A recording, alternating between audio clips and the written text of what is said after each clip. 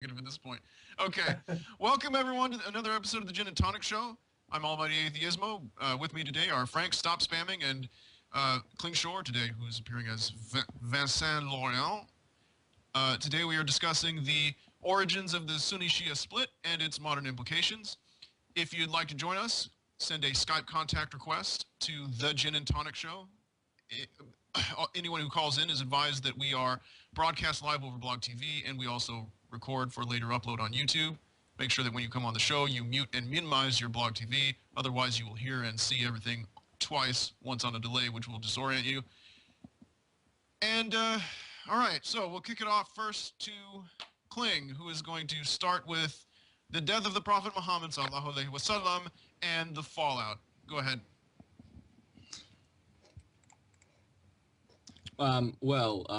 Muhammad died in 632 CE, approximately. And upon his death, the early Muslim community, we can call it the Ummah, it was about to fall apart politically. Different cities and factions were about to elect different people. So a council in Yathrib, I believe, quickly elected Abu Bakr as Khalifa, which means successor. This was at the expense of Ali and his followers. Now, Ali was the cousin of Muhammad, but also his son-in-law, being that he married Muhammad's daughter, Fatima. And so he was related by blood and by marriage to the Prophet.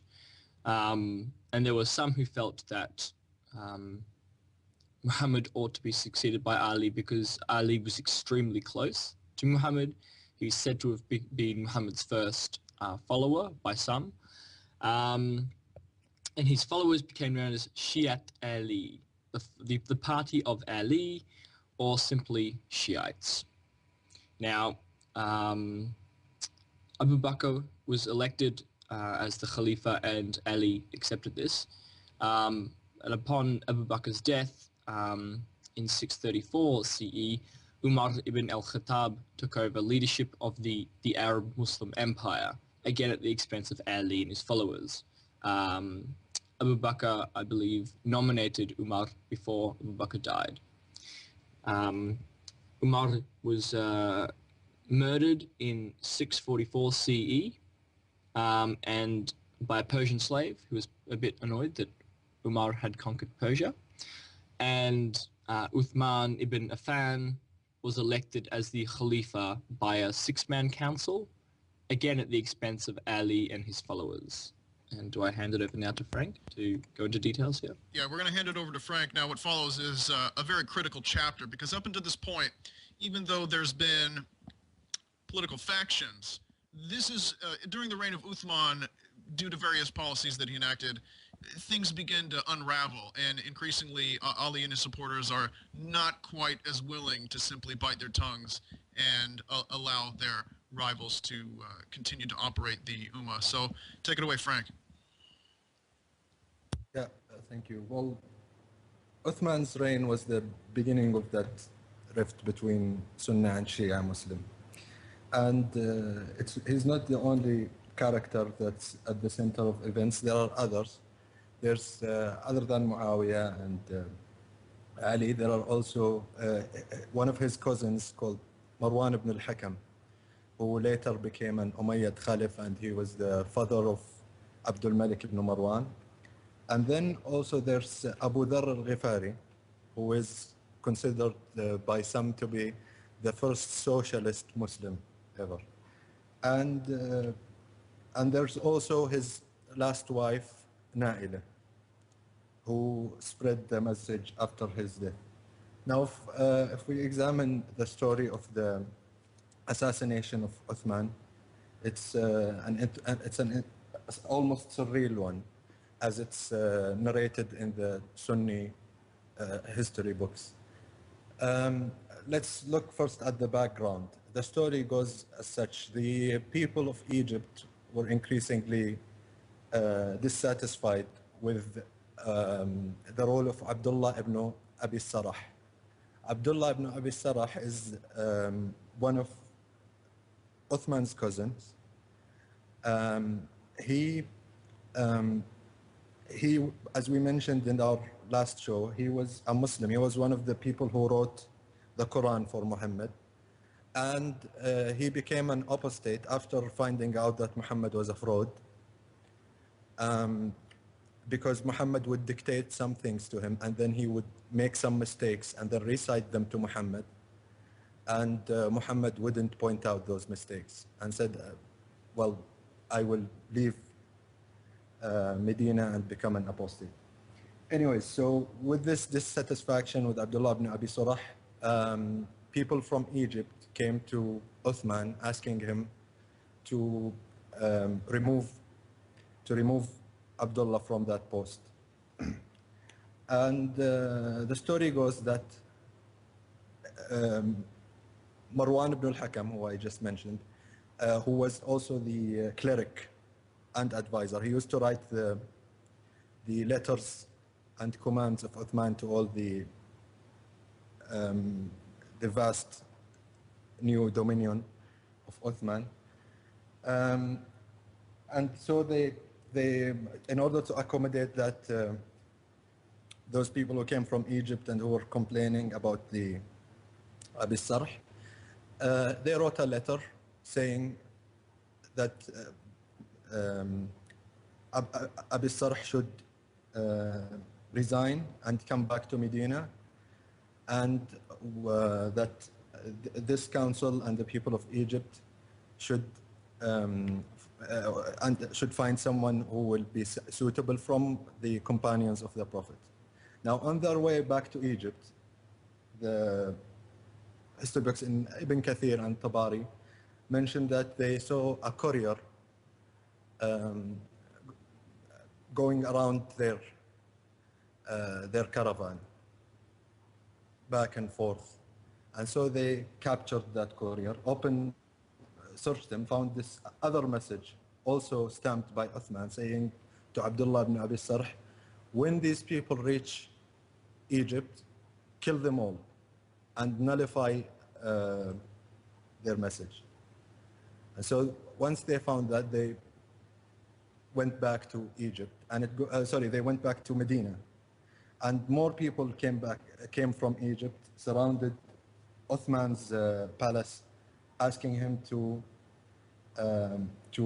either hand over Marwan ibn al-Hakam and stop the nepotism and plunder of what they called Muslim money that belonged to all Muslims, not only the Umayyad clan, or to step down from the Khilafah. The result, of course, that he didn't, and all the stories about that assassination are all seem exaggerated, but I will mention them to you as they are written in the history book. It says that his palace was surrounded and that the children of Ali were guarding his doors. But somehow people managed to get into the palace. The first was the son of Abu Bakr, Muhammad. Once he got in there, he held Uthman's beard and then grabbed him. And so Uthman said, oh, your father wouldn't do such thing. He was a brother to me. And so Muhammad left. And then came another person who had a sword with him. And then he was going to hit Uthman with the sword, but Uthman lifted his hand. So the sword cut his hand. And then Uthman exclaimed, oh, this was the first hand that wrote the Quran. And so that man also left. Until at the end, the final one, I think it was Al-Ashtar al-Nakhi, that's what his name was, and who later became a fighter with Ali, did the job and assassinated Uthman. Now, many of these stories come from the letter written by Uthman's last wife, Naila, who was there supposedly. And that letter was addressed to Muawiyah, asking him for revenge. In that letter, she also says that that after she was in a prostration position, crying over Uthman's dead body. And in that process, the murderers, the assassins of Uthman, once they saw her in that position, they said, "Oh Lord, how big is her behind?" And then that they gang raped her, and left her there beside Uthman's body. And from then on, the conflict started growing even bloodier, and we have the Aisha and Zubair and two factions, the non-Umayyads on one side, the Hashemites on one side, and then the Aisha, Zubair, and others siding with the Umayyads against Ali and that clan. Then the split went on. Could we back up a minute? Because who was this who was raped? I missed something, or maybe I just want to hear it again because it was some. Who was the one who got? Naila. Uthman's wife. Uthman's last wife, who was there when he was assassinated, supposedly. She was in a prostration position, prostrating, and at Uthman's body and crying. And when those assassins saw her, they thought that she had a big behind. That's what she says in her letter to Muawiyah, and then they gang raped her. So the assassins themselves, they were already they were considered part of the Umayyad faction of aristocrats. No, the assassins. No. Uthman was an Umayyad. Oh, Uthman I thought. Okay. Wasn't. Anti-Umayyads. So these are Alids. Well, Alids, in the history books, the same sources, they claim that Ali asked his children, Hassan and Hussein, to guard Uthman's palace. But Ashtar, one of the men who murdered, later became a soldier in Ali's army during the civil war. So it's actually unclear. Okay, because I probably interrupted you right before you got to the pertinent point, but yeah, but anyway, I'll let you continue. I'm sorry. I just had to hear the whole thing about, she's crying over her husband's corpse and she gets assaulted in this way. That's well, maybe that was only sensational retelling of the story. Well, on the other hand, it was such a shame to women back then that, I mean, if we only have the one account, then we only have the one account, but it just seems like there was such a stigma on that at the time that few women would ever claim that who hadn't actually been assaulted in this way. I mean, but yeah, it could be just to generate additional outrage. But in particular, I just want to know who these guys exactly, who they were affiliated with, that they are credited with doing this, not just the assassination, but raping the widow immediately after. Al-Ashtar al-Nakha'i, one of them, as I mentioned, became later a soldier for Ali. Muhammad ibn Abu Bakr's one of Abu Bakr's children, but he did, according to the source, he didn't. He left. And there are even different names that come and go in the narrations. So there's inconsistency and discrepancies in the names of the murderers. And about Abu Dharr, the socialist that I mentioned earlier, he criticized Uthman publicly for the plundering of public money, as he called it. And he said that money should be shared by all Muslims, spent on their well-being and so on. But then Uthman banished him. He asked to be banished to Kufa or any place in Mesopotamia, but he banished him to a desert place where Muslim horses, they used to take the horses of Muslim armies, and he was a lonely person there until people came there. And it's called Ar-Ribda, the place, as mentioned in the history books.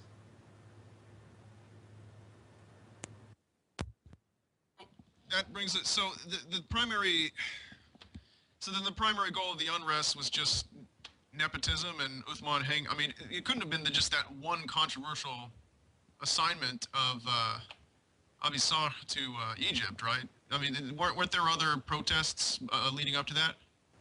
Yes, there were these protests from Egyptians, and there were others from Iraq, Mesopotamia. Iraq is in Kufa and places there. So he just, it seems like he was just unpopular, in a word, with more people than just Ali's supporters. Yes. So, here's the thing. These things are all a matter of record for both factions. And what I wonder is, okay, for all four of the Orthodox caliphs, both sects treat them very kindly in general, right? Even though there are these historical accounts that are critical of them. I wonder how. I mean, we rarely get any Muslim callers on for any purpose these days, but I wonder how they sort of rationalize that someone who was, as they call it, the rightly guided caliphs, how he could have just been, from the look of it, just a bad ruler overall. Not like he, and it's not like he was a Caligula or a Nero. It's not like he just led the whole thing into ruin. But his administrative and people skills certainly seem to need a lot of work. I wonder how they wrap their heads around that. Anyway. Oh, go ahead. Yeah, the most common tactic by Muslim mullahs today is to say it's a taboo. You don't talk about these things. The conflict between the Sahaba, the companions of the Prophet, is a taboo subject. You don't talk about it. You don't discuss it. Yeah, I mean, No. Yeah, there's a lot of things. Like I said, it seems like both factions, they're very loath to criticize any of the first four, but obviously there was scandal. Obviously, when Ali now what were the circumstances of Ali seizing power? I mean, obviously Uthman's dead. He can't nominate a successor. Was there a council? There was a council held similar to the one that elected Abu Bakr in the first place, yeah? To elect Ali. Okay. So now, by the time Ali is elected, is it that this council just sees that he's naturally next in line, or is it that it's been the balance of power has shifted away from one faction to the other? Anyone? I'm not quite sure, but from what I understand, at first Ali was quite reluctant. He sort of had the power thrust upon him, to use Shakespeare's analogy, I believe. And I don't think it was, let's say Abu Bakr was elected by a council, a gathering, just a group gathering, like an ad hoc group gathering in Yathrib, I believe. Umar was elected by Abu Bakr saying, Umar will follow me. Uthman was elected by a 6-people council. And I think Ali was just, I think certain interest groups just approached Ali and convinced him to, become the Khalifa. But unfortunately for him, a lot of people just didn't accept his rule. Case in point, Muawiyah, who was... Exactly. This is what I came across when I was reading up on Muawiyah, that it was actually Fatima who was pushing Ali to do this because she felt it was her right being Muhammad's daughter, but she was female, so she pushed it onto Ali. This is a version that I found when reading up on the character that you were referring to. Exactly.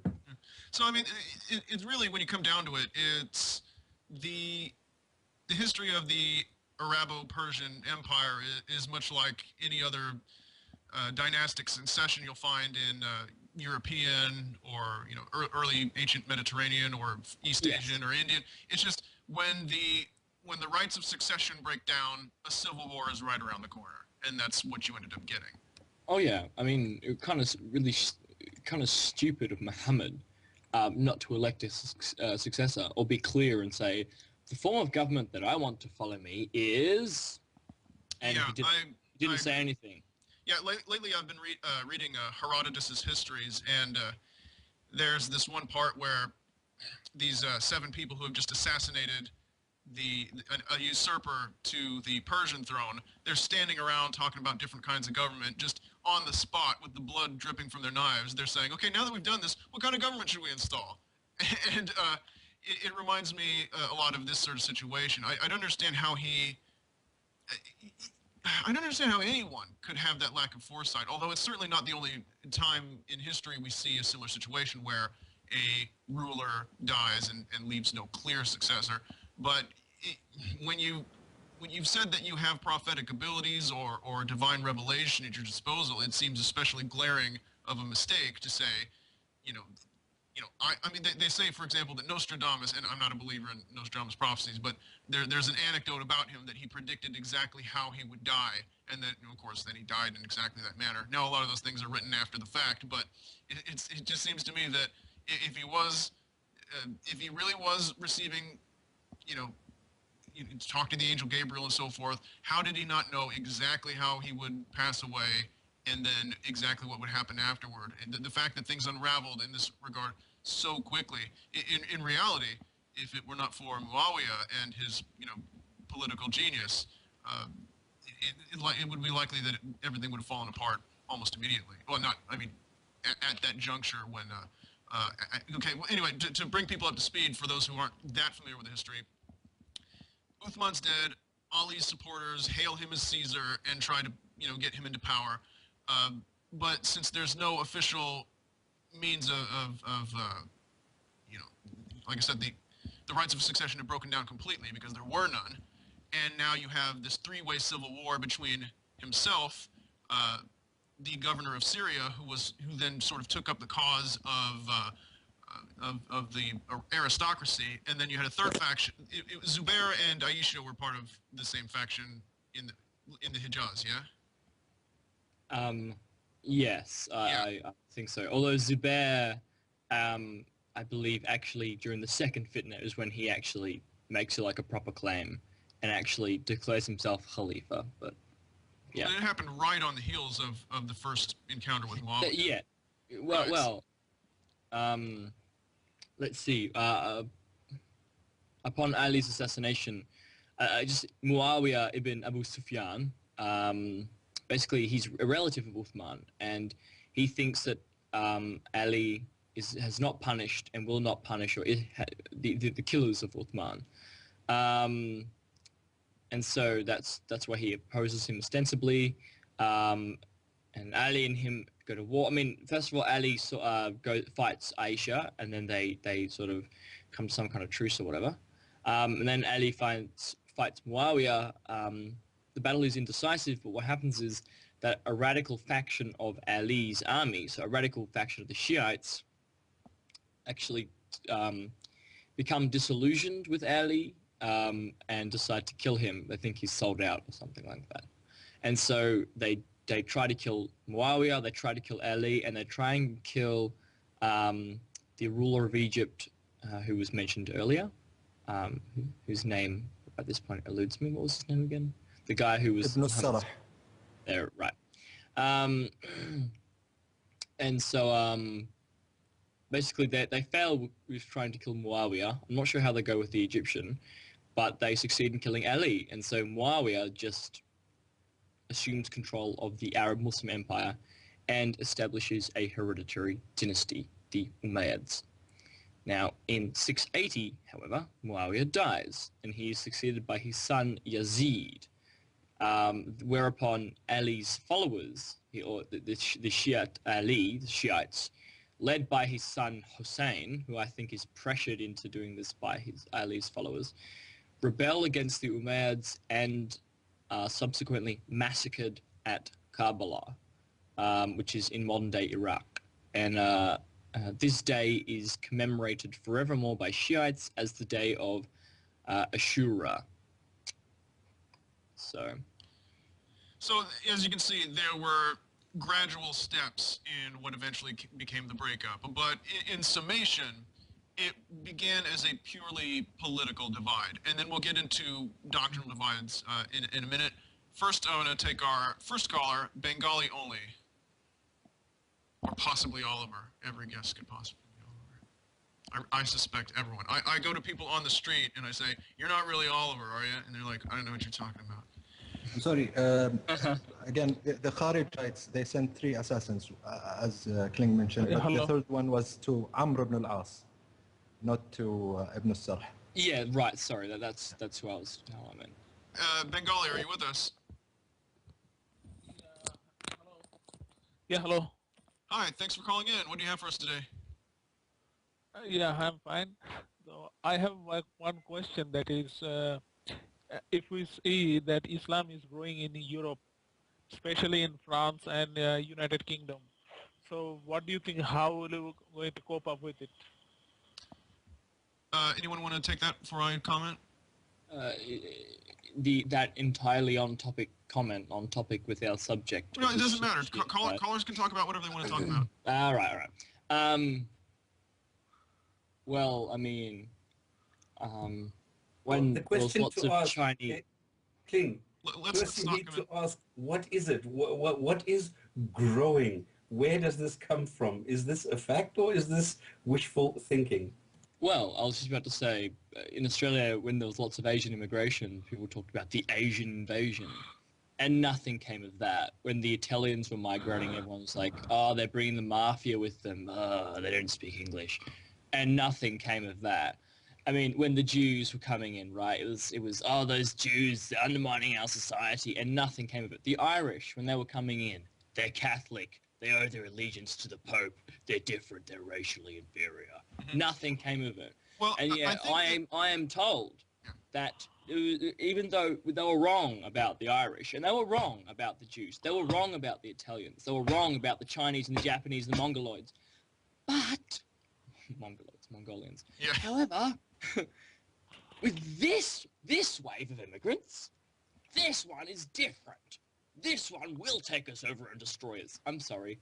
I'm sorry, but there's a bit of a precedent there for fail. So pardon me if I'm somewhat skeptical that there is a giant takeover by immigrants of any metropole. Yeah, I like what. Stop. You've been quiet the whole episode. If you had something to say, now's the time. Well, the thing is that I do not see this immigration. I do not see the growth of Islam in Europe. I always hear the opposite, that the imams are wailing that the decadence of the West is bringing people over to skepticism and secularism, that people don't see Islam as being a viable option in the 21st century in Europe. So the way that I hear it is there's more people leaving than joining, and the desperate attempts by some Muslims at the moment trying to generate more and more followers in Europe, I don't see that.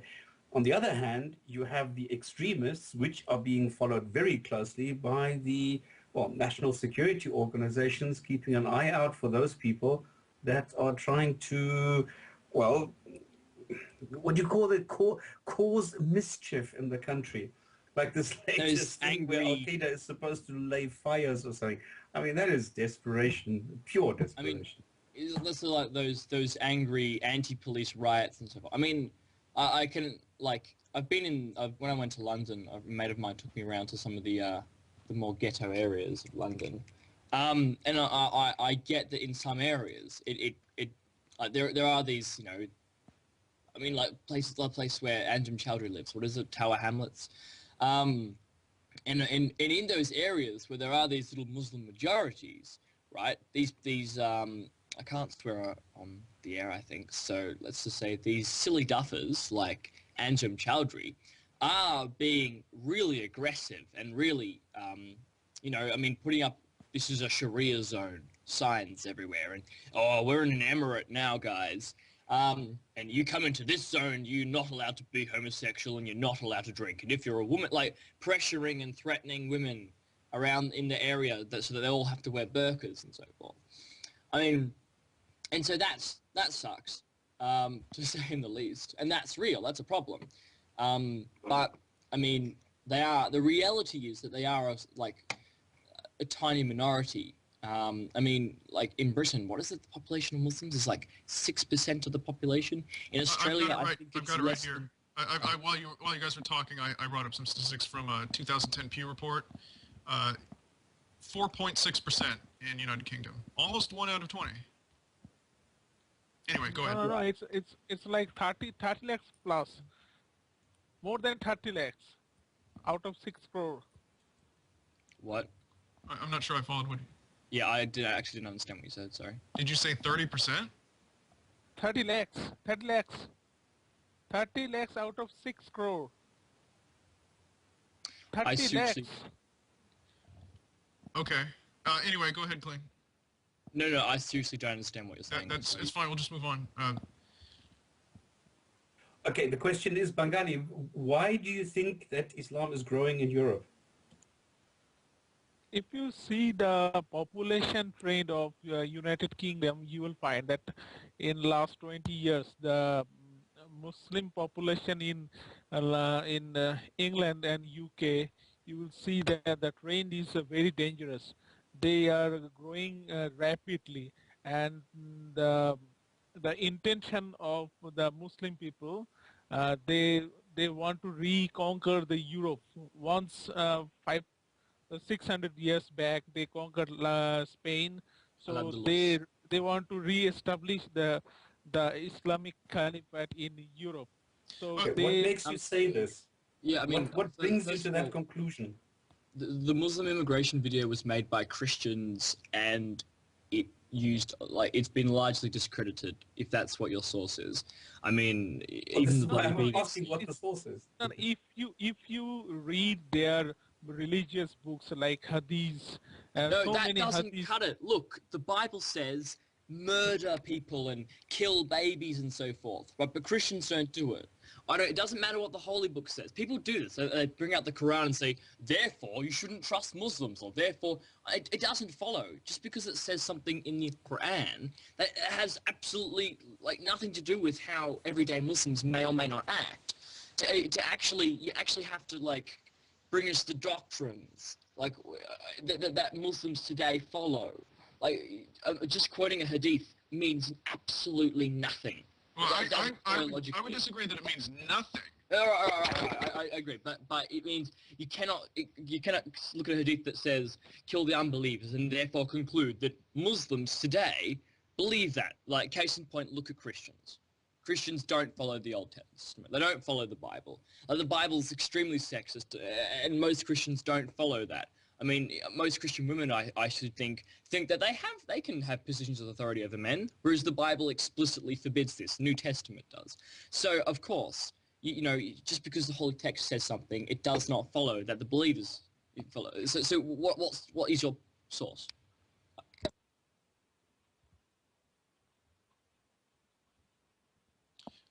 Well, if I can interject, anytime you come up with a statement that says, and I try to steer clear of this myself, even though I'm sure I've done it once or twice, if you're going to say that, for example, Muslims believe this, it's very cagey to do that. You know, there are obviously some underlying doctrines that are nearly universal, and certainly some trends that are reflected in the majority.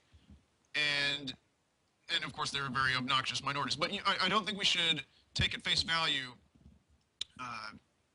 anytime someone says, you know, Muslims as a whole, every Muslim or every true Muslim believes X, especially if the person making the claim is Muslim and is trying to speak on the behalf of all Muslims. So I don't think that it would be accurate to say, you know, that they all want to conquer. I really think that most of the people who actually move to either Europe or North America, Australia, Japan, you know, the wealthier industrialized countries, it's because the conditions there are better. And unfortunately, you have people piggybacking on that, you know, immigration wave who, you know, they're basically coming in from the rain and not wiping their feet, if that makes any sense. They're coming from illiberalism and poverty to liberalism and wealth and saying, let's make this place like the place we just left, and it'll be better. Which, you know, right off the bat, I don't follow their reasoning. Even you know, even if you wouldn't hurt a fly it makes no sense to say that this place, which is, you voted with your feet. If you live in North Africa or the Middle East, and you move someplace else, why would you try to bring the very factors that made you leave with you? And I think that many people who aren't necessarily violent, bloody-minded radicals can be lumped in with this problem. I don't understand. Is it that they just feel so alienated by the culture that they're moving into, or what the thought process is? But I just, in that situation, I can't help but think I would break things down and say, well, why would I want to bring those factors that I just escaped from with me? It makes no rational sense. There must be purely emotional arguments behind it. Anyone else? I have this question. Well, Bengali, did you have more? Bengali, why do you think that there is growth of Islam in Europe? What makes you think so? I want to say you all of you one thing, that if you remember the Anatolia, the current day Turkey, once upon a time it used to be a Christian country. The Sophia Hagia used to be a church. Now it become a mosque. So if you see in London, in suburbs, Luton area, you will find the many churches are converted into a mosque, and you will see that Muslim men are always keen to marry the Caucasian white women, and by that they can bring them to the Muslim population easily. You will see the symptoms of what they are trying to play. Actually, they are trying to become the majority slowly. Now they are 6%. After 10%, 15%, you will see rapidly their population will grow very fast as they keep many children, 5 or 6, 4 to 6. And rest of the world, you will see the Western Europe and other countries, 1.5 or 2. So easily they will become majority after 10 and 15 years. It will not be 6%, it will be more than 10. You will see, you can see in France or Germany, they are more than 8 to 10%, and the problems are getting started.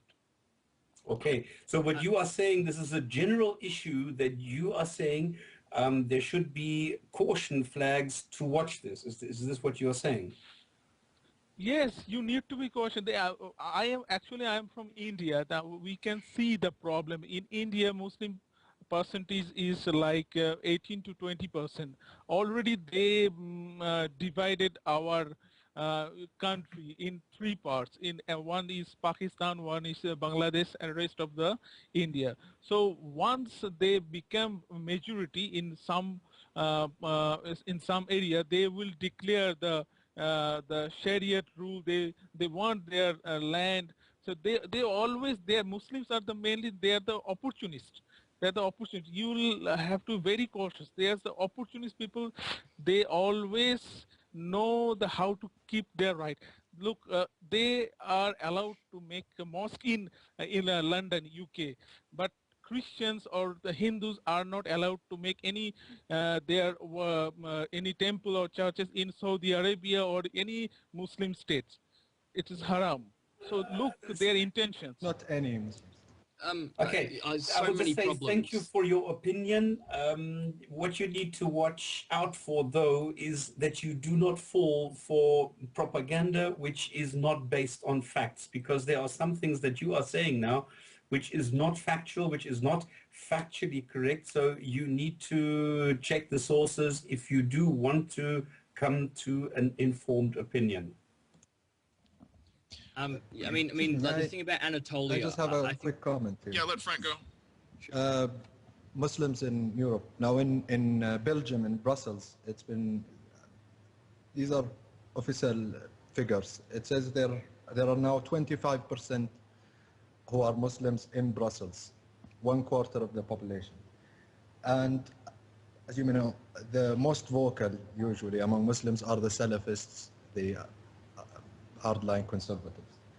And this is causing, they're starting a symbiotic relationship between the conservatives, the right-wingers in Europe, and these radical Muslims. What the right-wingers do is increase that alienation of the Muslim population, and from the other side, more polarity to the radicals, and make them more prone to be radicalized. Now, I think the only exit of that is if we see a new version of Islam in Europe and in the North American, whichever countries, where Muslims no longer say that every word of the Quran is to be taken literally. Until then, I think there is a risk that exists, that we may see a new form of fascism rising in Europe. Yeah, absolutely. So, I think that there are some valid points and there are some invalid points. I mean, what you said about Anatolia is just a load of, like, is really stupid to extrapolate a conquest from the age of when it was okay to do massive conquests to slow immigration process. I just think yeah, I would. Okay, first of all, isn't that at the crux of the problem, though? Isn't it that, you know, back in the days of Alexander of Macedon and Genghis Khan, looking back on it, we don't bat an eye, and we don't get up on our high horses and judge them based on their morals back then. The problem is that you have people like the Salafists today who still are living mentally in that age. That's really the crux of the problem. It's what makes Islam such a potent force. Is that politically correct enough? And really a dangerous element and a counterproductive one is because they are still practicing an antiquated variation of the doctrine, whereas everyone else has heavily candy-coated their own barbaric doctrines, which were just as bad. Look, the problem I have is the gigantic generalizations and logical fallacies. Yeah. I mean, it's fine to say that this percentage or these groups, but when you're making these, like, you're comparing the Turkish conquest of Anatolia and the Indian partition to Muslims in general and how they all just want to do the Sharia, like, it's just gigantic generalizations, and I think it's a crock. Like, I know most of the Muslims I know are really nice people in real life, so, like, it doesn't account for them, and I don't think it accounts for a lot of people. So instead of just these huge generalizations and just pick a verse or two from the Quran, hey, you've summed up all Muslims kind of approach, you actually have to be specific, right? You actually have to say, okay, so the certain Salafist groups in France are making a concerted effort to demographically take over the country, and I can accept that. But when you say all Muslims are trying to do it, I have a problem. So I think, yes, people like Anjem Choudary really are trying to take over the UK. And that's a problem. I mean, he thinks he's setting up a little emirate in Tower Hamlets, right? And he thinks he's implementing Sharia law in frickin', you know, in London. And I think that's a massive problem. And so for some of these groups and for some of these people, yes, they actually are in their minds making a concerted effort to take over.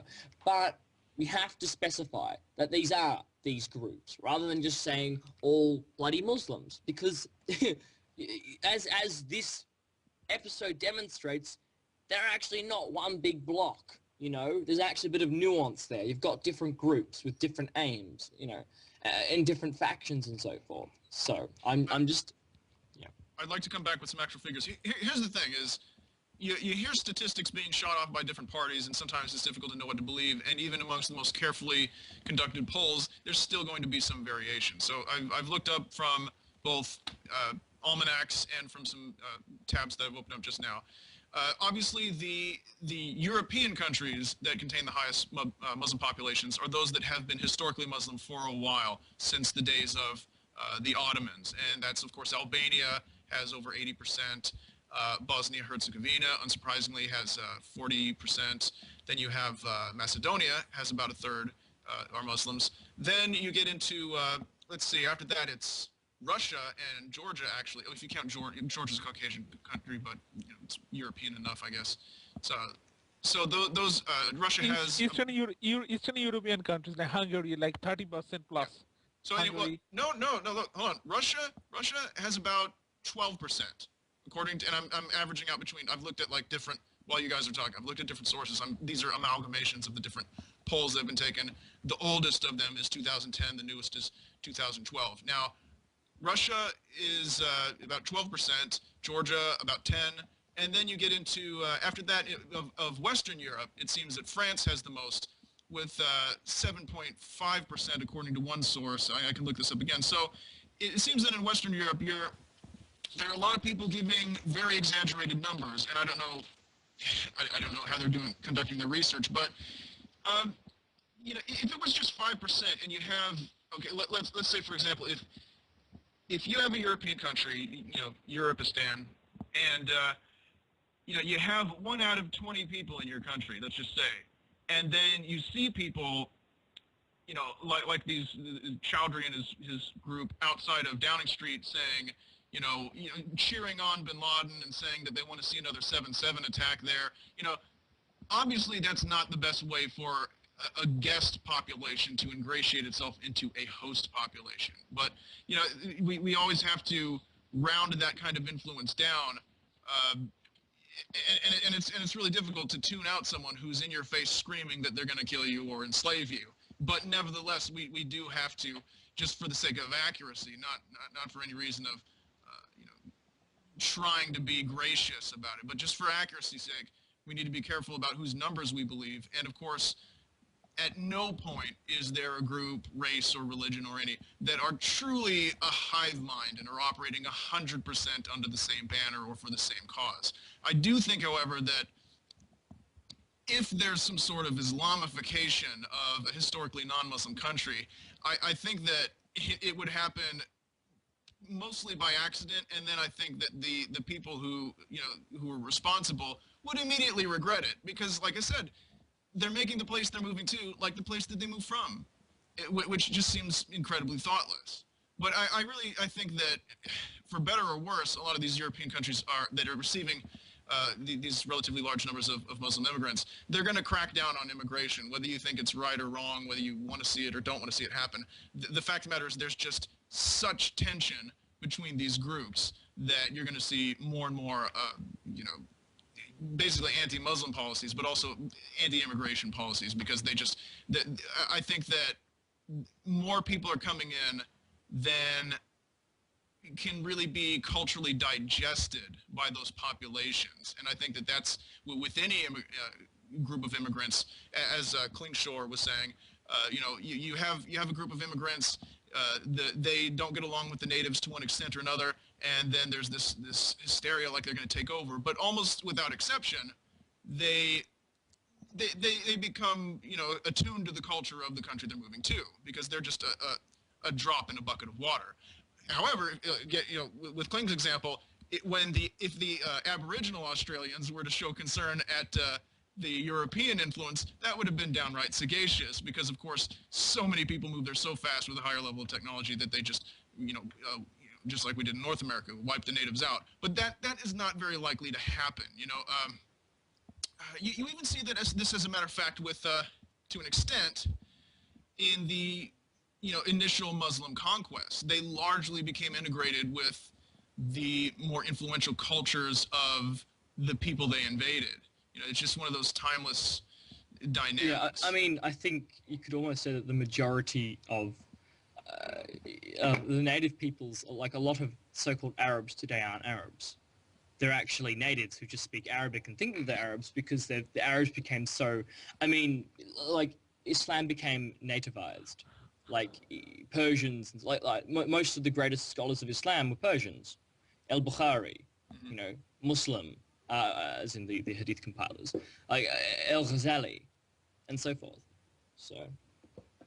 Okay, I'm going to let you go, Bengali. Thank you. It certainly stirred a lot of conversation. As a matter of fact, we might talk a little bit more about it. You can call in any time. Thanks again. Cheers. I need to step out for a second. Just keep talking about this. I'll be right back. Okay. Oh, a friend of Can I mine. just relate something? Because I had an interview this week with a Muslim in the States who propagates something completely different.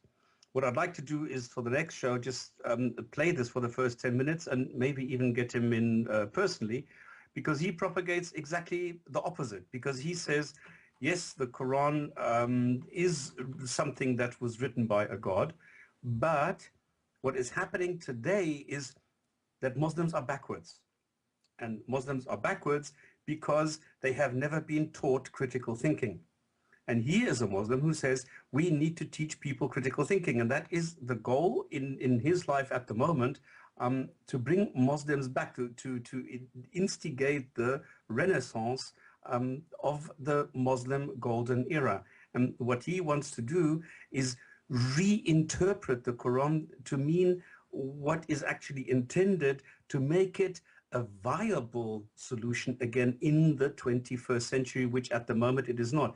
I mean, nobody in the 21st century takes anybody seriously who says that Muhammad rode on a flying donkey or mule or whatever to the seventh heaven.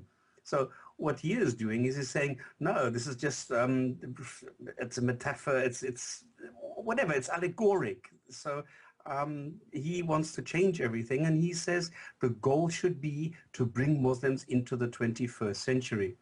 And this is what I see, just to bring this back to the topic that we have today, is that a God supposedly told Muhammad what to do and then somehow forgot to tell him what happens afterwards, which is why we have the situation that we have today, where different Muslim groups are fighting each other, and we have hundreds of groups, just like we have hundreds and thousands of Christian groups. We have the same or very similar situation in Islam.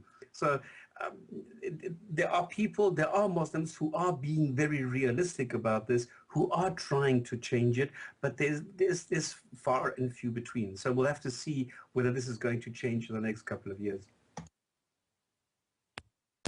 A friend of mine sent me a link which says that the Muslim birth rate in Europe is 3 times higher than from non-Muslims. I think maybe we should devote a whole show to the subject rather than going into it now, because we really want to talk about the Shia-Sunni conflict.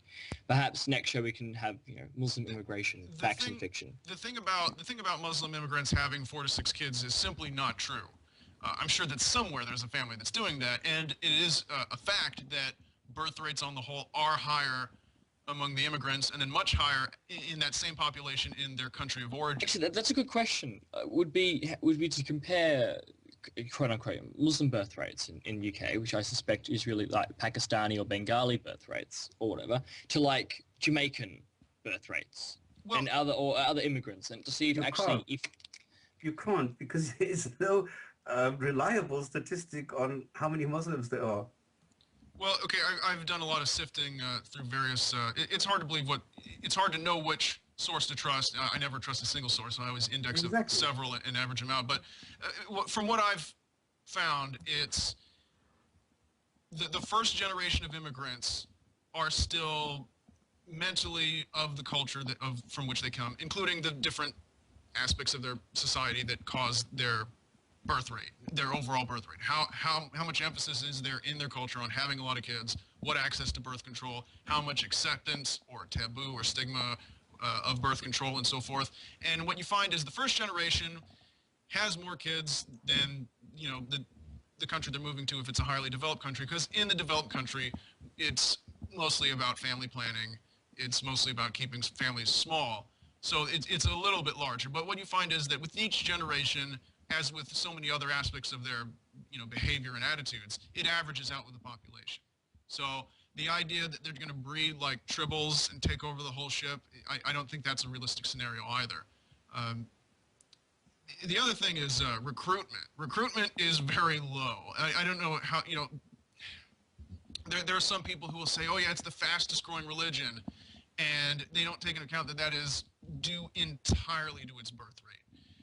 You know, as in like Indonesia and big, yeah, you know, lumbering third world countries. It's due entirely to the birth rate, and it's not a good thing from really anyone's perspective, I especially. know, because they just end up being in squalor. Yeah, exactly. I mean, if they were to hire me as their, global jihad consultant, and it was part of some really crazy group of Salafists who, were saying, okay, well, we've brought you to, tell us how we can best take over the world and the West, and I would say, well, first of all, you got to stop having so many friggin' kids. If you keep pumping out these babies in economies that don't grow, you're weakening yourself, not making yourself stronger.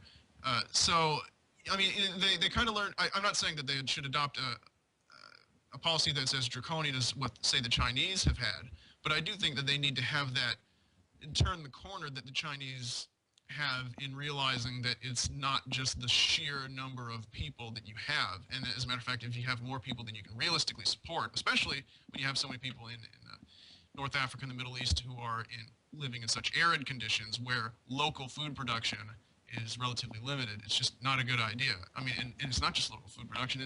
You got economies that are stagnating, you have political turmoil, so many different things are jeopardizing. There are just so many Muslims already who don't know where their next meal is going to come from, and you're going to have more kids and think that that's in any way to your advantage. So, like I said, whether you see the Muslim world as a whole or any group within it as friend or enemy or neutral, it's not a good thing that there's so many people being born. But of course, the proselytizers of this religion, are quick to tout its allegedly fastest growing state. But in terms of actual recruitment and people, joining the religion, I really, from what I can tell, a handful of young people going through a rebellious phase will dabble in it and then leave. I don't see what the appeal is, really, when you get down to it. But maybe that's just me. And then look at reality in Dubai, for example. How many Muslim women in Dubai have 7 kids? None. Can we go back to Sunni-Shia conflict? Because I think that this Muslim immigration fact or fiction kind of topic would make a great topic for its own show. I reckon we should just do Sunni-Shia for this one. Okay. And then maybe next one. We have a few more callers in the wings. To the people who have given me a message, we're going to talk a little bit more, but we will bring in more callers. Just be patient, please. So, where did we leave off? We left off with the Umayyads, I think, and the death of do we mention the death of Hussein and the Shura, yes, and the second fitna? Yeah. So then, Yazid. So basically, after the second fitna, the Umayyads take control, and they now control the Arab Muslim Empire. Under the and now it ought to be said that by this point now, the Shiite are becoming less of a political party and more of an actual proper religious sect. They begin to develop doctrines such as they view that first of all, essentially they come to believe that only a member of Muhammad's family, i.e. a descendant of his bloodline, could rule as the Khalifa. And as time passed, it was further postulated by Shiite belief that these descendants, who were titled as the Imams, were somehow sacred and infallible. And they viewed the imamate, as it were, would be conferred from one descendant to another. When one descendant died, boom, it would go to the next. And then when he died, the magic would be conferred to a new descendant. And so I have a little quote here that basically sums up Shiism under the Umayyads. During the period of Umayyad rule, 661 to 750 CE, different Shiite groups consisting of both Arab Muslims and non-Arab converts sought to support different candidates for the imamate. The leadership of the Shia grew beyond the immediate family of the Prophet Muhammad and now included other branches of the Banu Hashim, the Prophet's extended family, including the descendants of the Prophet's uncle Abu Talib and Abbas. This was because the notion of the Prophet's family was then conceived broadly in its old Arabian tribal sense. As the Muslim world continued to expand geographically and more people from the conquered territories became part of the growing Ummah, Muslim community, the various Muslim groups, including the Shia, attracted new adherents, unquote. And basically, a lot of rebellions against the Umayyads would be characterized by Shiites, or people would use Shia Islam as the vehicle with which to express their dissent pertaining to the Umayyads and so forth.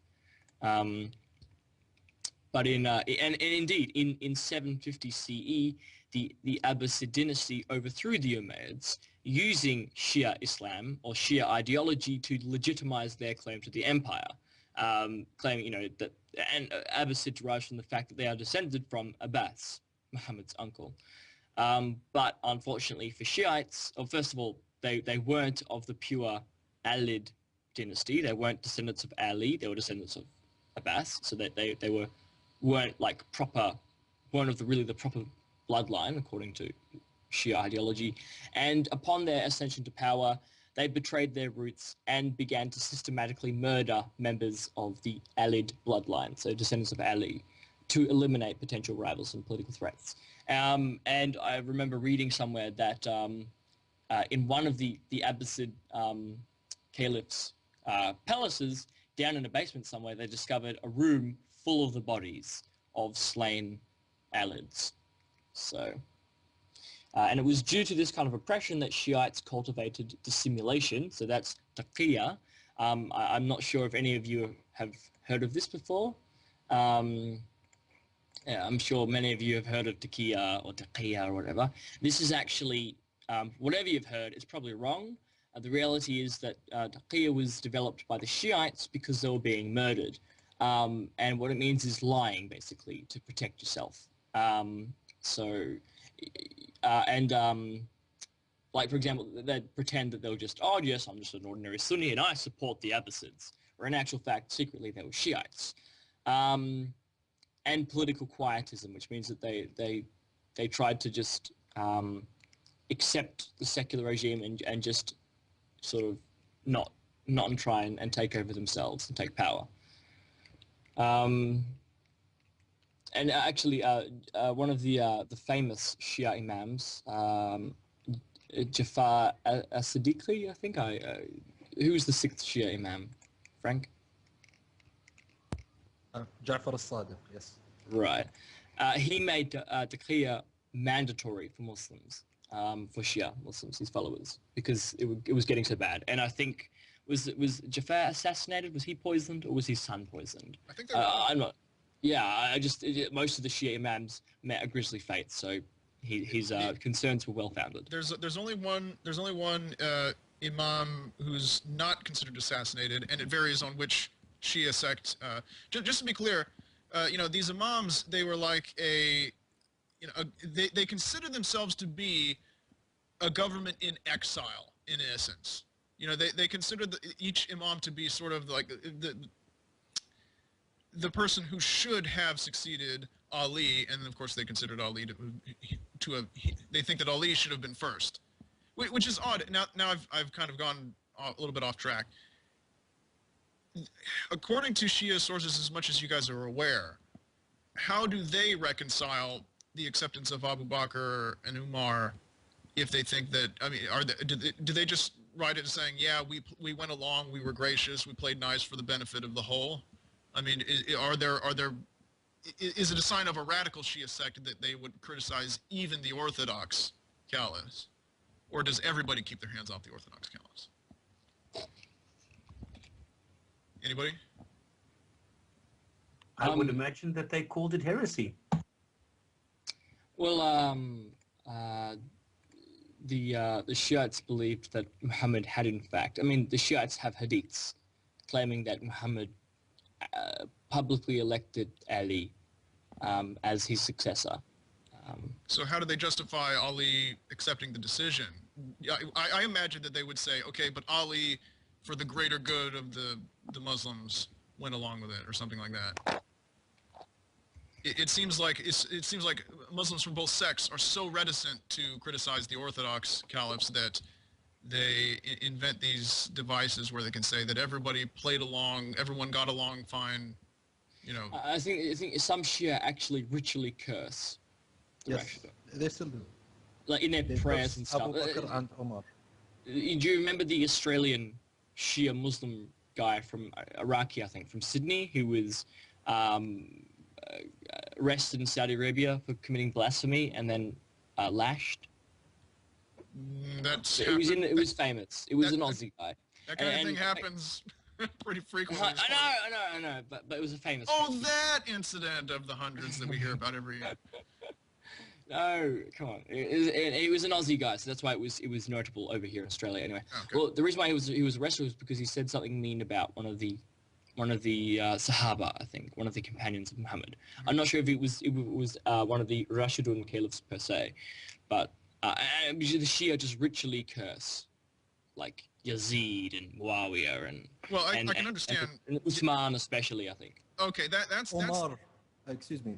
There's an important point about Omar. Omar is perhaps the most of the caliphs who gets cursed by many of the 12 Shiites. Really?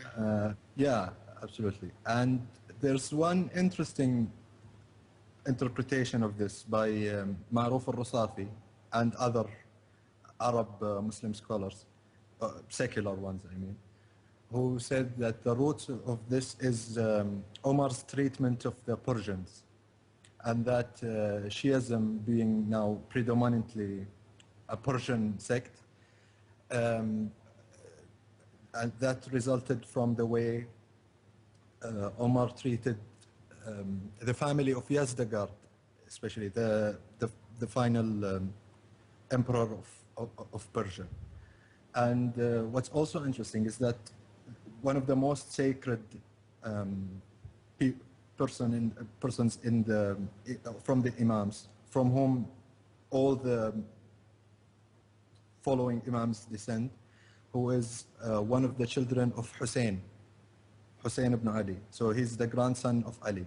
And what's special about this person is that his father is Hussein, okay, and his mother is the daughter of Yazdegerd, who was taken as a slave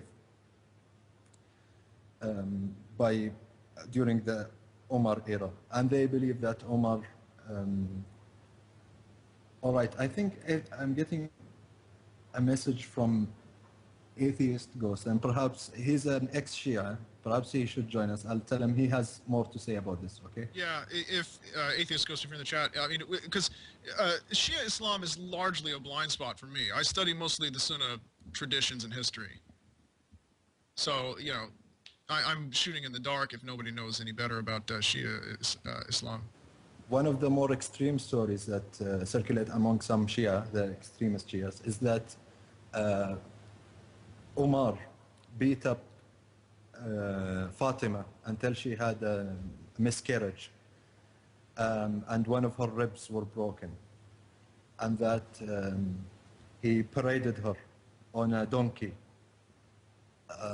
in Medina. Now, many rationalist Shias do not accept this, but some still do. Yeah, it seems like this is a constant phenomenon in Sunni-Shia, not debates really, but just sort of pissing matches. Is they each have these, you know, what began originally as a purely political division eventually evolved into a doctrinal division, because and I'm sure a lot of the ex-Muslims who watch us are already aware of this. They'll probably be bored, but for those who aren't aware of the how Hadith science works and how important they are, you know, the Quran doesn't go on like the books of Leviticus and Deuteronomy, where it just says law, law, law, law, law.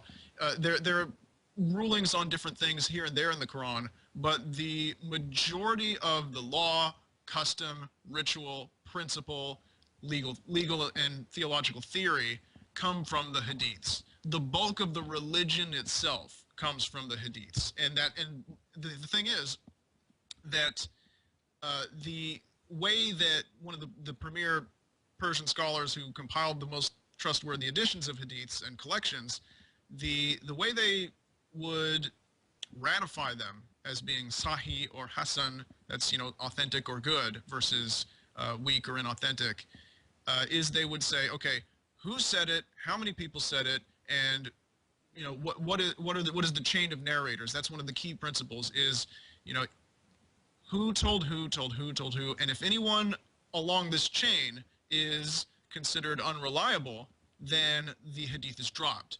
You know, so in other words, if we go, okay, if I'm the prophet of this religion and I say, you know what, on a rainy day, hop up and down on your left foot, and people say, oh wow, we better record that. So then, you know, Klingschor relates that story, and then he tells Stop, and then Stop tells Frank, and then Frank tells DPR Jones, who is eventually the person who compiles the doctrine, right? Now, here's the problem.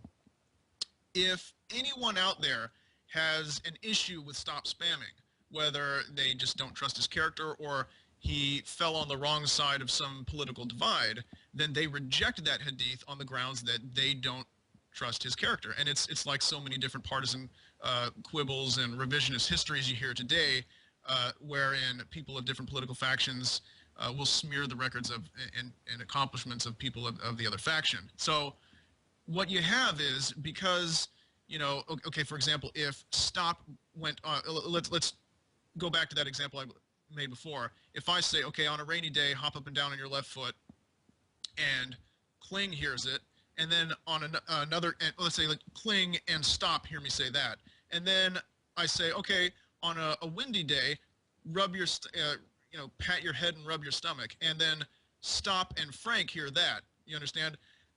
What Stop heard, both of those different traditions that I'm reciting, these, you know, commandments, basically, those will occur in both accounts. But on the other hand, if Kling is the only person with the rainy day commandment, then only people who were part of his faction will later accept that as a rule. Whereas if Frank is a part of the other party, then only people who were part of his faction will go with the windy day commandment. And so in this way, you have this splitting up of a lot of the companions, and over time, you have these different doctrines evolving in different in different trends. Now, it's a lot more complicated than that if you really get down to the nitty-gritty of it, but that is the basis. Is, you know, over time they develop different traditions, and of course, because the imams had greater power in issuing new edicts than in the Sunni tradition, over time, these became, from there were these sort of core traditions that were accepted by both, and then over time, the rift widened to the point where their day-to-day rituals and many of what seem trivial to outsiders of the religion, but are at least as significant divides as let's say divides Catholic and Protestant, Catholic and Orthodox, and so forth. These things tend to, or Catholic and Arian during the early days of Christianity. These things start to accumulate until, to each of the members of these factions, the other sect of the religion looks almost like a whole nother religion. It's unrecognizable to them. Atheist Ghost, thanks for coming on. Can you hear us? Yes, I can. Okay, well, first of all, correct me if I said anything that was inaccurate in terms of Shiism in particular and Hadith science in general, or is there anything you'd like to add? Yeah, they were generally true, but if I will add my 2 cents in this, I would add, especially me being an ex-Shiite myself and coming from an Imam ancestors, so I had the proper upbringing on all those myths. Lucky me, I had my mom was Sunni, so since early age, I was studying the difference between the both 2 sections. I would also add the things that most Sunnis even don't realize, that for me, Shiite is, as we have all said, it's a political issue from the beginning, but later on it kept on developing, and since it was mostly non-Arabs who became Shia, especially in Iran, you would feel that even Shia Islam is more lenient toward the Mawali, or the non-Arabs who became Muslims. Can you still hear me? Yeah. Okay. So the Mawali, for example, I'm sure this is going to be a surprise for you, but for Shia Islam, jihad is not the same definition of Sunni Islam. For example, Shia Islam, you are not allowed to invade other people's countries. You are only allowed to use jihad to defend yourself. And this is clear to understand because most of the people who came with those ideas were Parisians. In Shia Islam, for example, the thing I told Frank in the chat box is, Omar is hated the most, not only for all the things that he did for Ahlul Bayt, which is the direct descendant of the Prophet, but he's hated the most because he's the one who actually invaded Iran. and they curse him because, and if you sit with any Iranian, even them being Muslim, they literally feel that they wasted their whole civilization once Arab conquered them. Anyway, coming to, there is also a thing that I need to clarify here, which is the term Shia is very vague when you speak about Shia and Islam, because even Shia themselves, in Saudi Arabia, for example, there are 5 types of Shia, and everyone claims to have the right version of Shia. Of course. And the funny part is the diversion happens on who get to be the last Imam. For example, the Iranian and the eastern province of Saudi Arabia, they are the 12th Shia, they have 12th Imam. The south of Saudi got Ismailite, the one, usually when you say in history Shiites, they are the one that is being called Shia because they are the people who built the Fatimid Empire and were well known around history. They are the Zaydis of Yemen, for example. So there are different types of Shiites in general, and even in their own fiqh or their understanding of law is different. The 12th Shiite is totally different school from the Ismailites, and Zaydis, you can call them Sunnis who believe in Imams. You know what I'm saying? That they believe that Imam should rule. That's the only difference between them and the rest of the Sunnis. Real quick, what is that word? Okay. One of the main divisions, like you said, was there's the Seveners, which I believe is mostly interchangeable with Ismailis. Is that right? Yes. And then there's the Twelvers, which is the largest sect. And when people say Seveners or Twelvers, basically, like I said, you have these imams who consider themselves the rightful rulers, and they're like a government in exile. And the 7th one is was he supposedly assassinated, or did he enter the state of occultation like with the Twelvers? Yes, the same thing. All of them believe that they entered, they are hiding until it's the right time for them to show up. Yeah, so in the case of the Seveners, 6 of these imams are assassinated, and then the 7th, he disappears and is waiting in some sort of mystical state of stasis before he's going to come back just before the end of the world. And then in the case of the Twelvers, those first 7 were assassinated, then all the way up to 11, so a total of 11 were assassinated, and it's the 12th who is in the state of occultation. Now, what's the word that they use for the state of occultation? Ghaiba. Yeah, now here's the thing. You might think that this Ghaibar is kind of suspicious, like, you know, how, it's almost like the story of the Burak. I mean, how is some guy immortal? I mean, because they say in the case of the Twelvers that he walked into a cave and then nobody saw him walk out, and then nobody saw him again, so they just assumed that he vanished into the state of mystic stasis in some other dimension or something. I don't know. But, you know, here's the thing. He's been gone a long time. He's supposedly, essentially immortal, or you know, time is flowing differently for him. But if I was going to look for, you know, as a Muslim leader of a highly conservative sect, a gay bar is the last place I'd ever look. So I think there's some plausibility that he could stay successfully hidden there for a long time.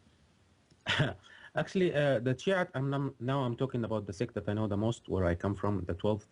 They literally believe he's not like in hiding or frozen in time or something. They literally believe he's alive, and there are messengers between him and the rest of his followers. I mean, until very recently, we would hear stories among Shia that the messenger of the Imam came to that mosque and he left a letter on the ground before he leaves. So these letters would say, peace be upon you, I heard your news and I hope you're doing good. Please send your zakah for such and such person. You know what I'm saying? So they literally believe he's around, he's following their news and giving some instruction when they have to. With the advance of new technology now, we don't hear these stories as much as we used to hear them before, but they believe that he's alive and he's following the news, not like he's frozen or is totally in hiding with no touch with the rest of humanity, which is quite amazing. I'm sorry, I'm just sad that my gay bar joke failed so hard. Nobody in the chat even acknowledged it. I chuckled, but the microphone was muted. So. I got it, but I'm an Arab. I don't laugh on gays' joke.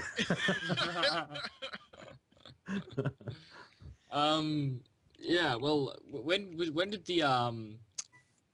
the Mahdi go into hiding? Wink. Okay. So 874 CE is when the occultation began. It depends on which one you're talking about. The minor occultation began in 870, but then at 941 the proper occultation began. But I think those developments are theological. I think it's interesting to look at the political developments for Shiites, because I would say soon after when the minor occultation was going on, this was for the Twelvers.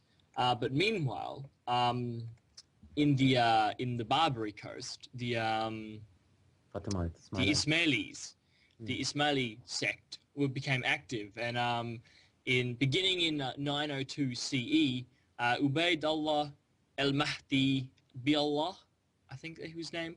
Basically, he led a bunch of Berbers into a revolution against a local dynasty who were ruling.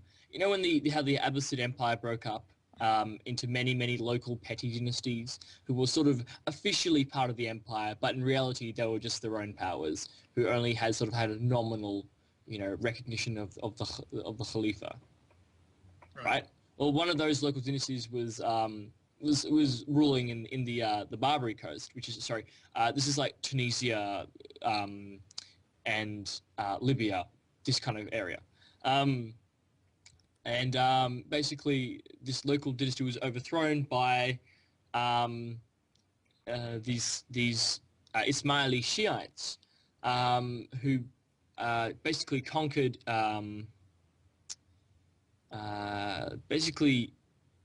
Egypt, and they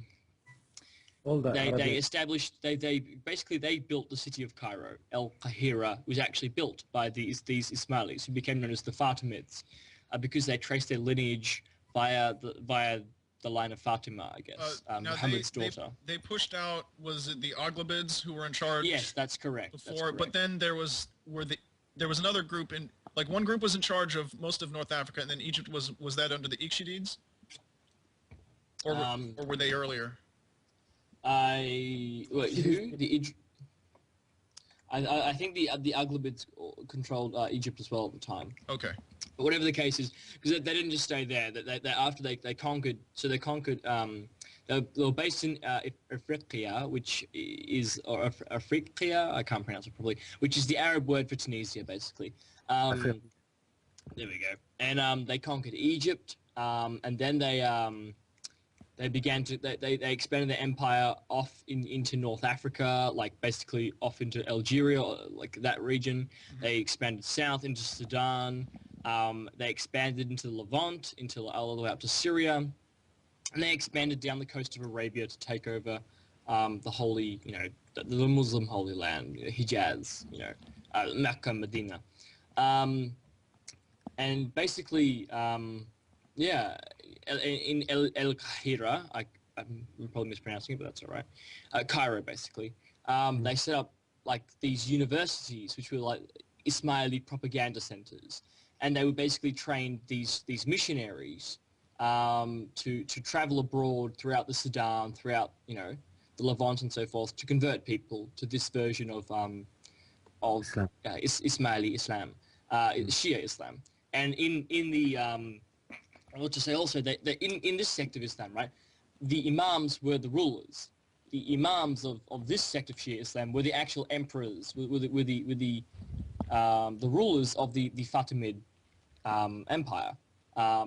They believed that there was an unbroken lineage and that the imamate had been passed on via this lineage, as opposed to, for example, the Twelvers who you mentioned before, who believed that the 12th imam went into occultation. This is a different lineage, which was they viewed to be continuing up till their time. And the Fatimids, I mean, they had various, subsects emerge from different descendants, like two rival rulers. One would become the ruler of the Fatimid Imamate. The other one would still have a following, though, and so he'd grow into his own sect and so forth. But in 1171 CE, after lengthy struggles with Christian crusaders from Europe, the last Fatimid Imam, who was a young boy, 14 years of age, died of illness and was succeeded by his vizier, the famous Sunni Kurdish general Salah ad-Din Yusuf ibn Ayyub, Saladin. And then he took the state back to Sunnism, right? Yes, he made the Abbas. He began to pray in the name of the Abbasid caliph.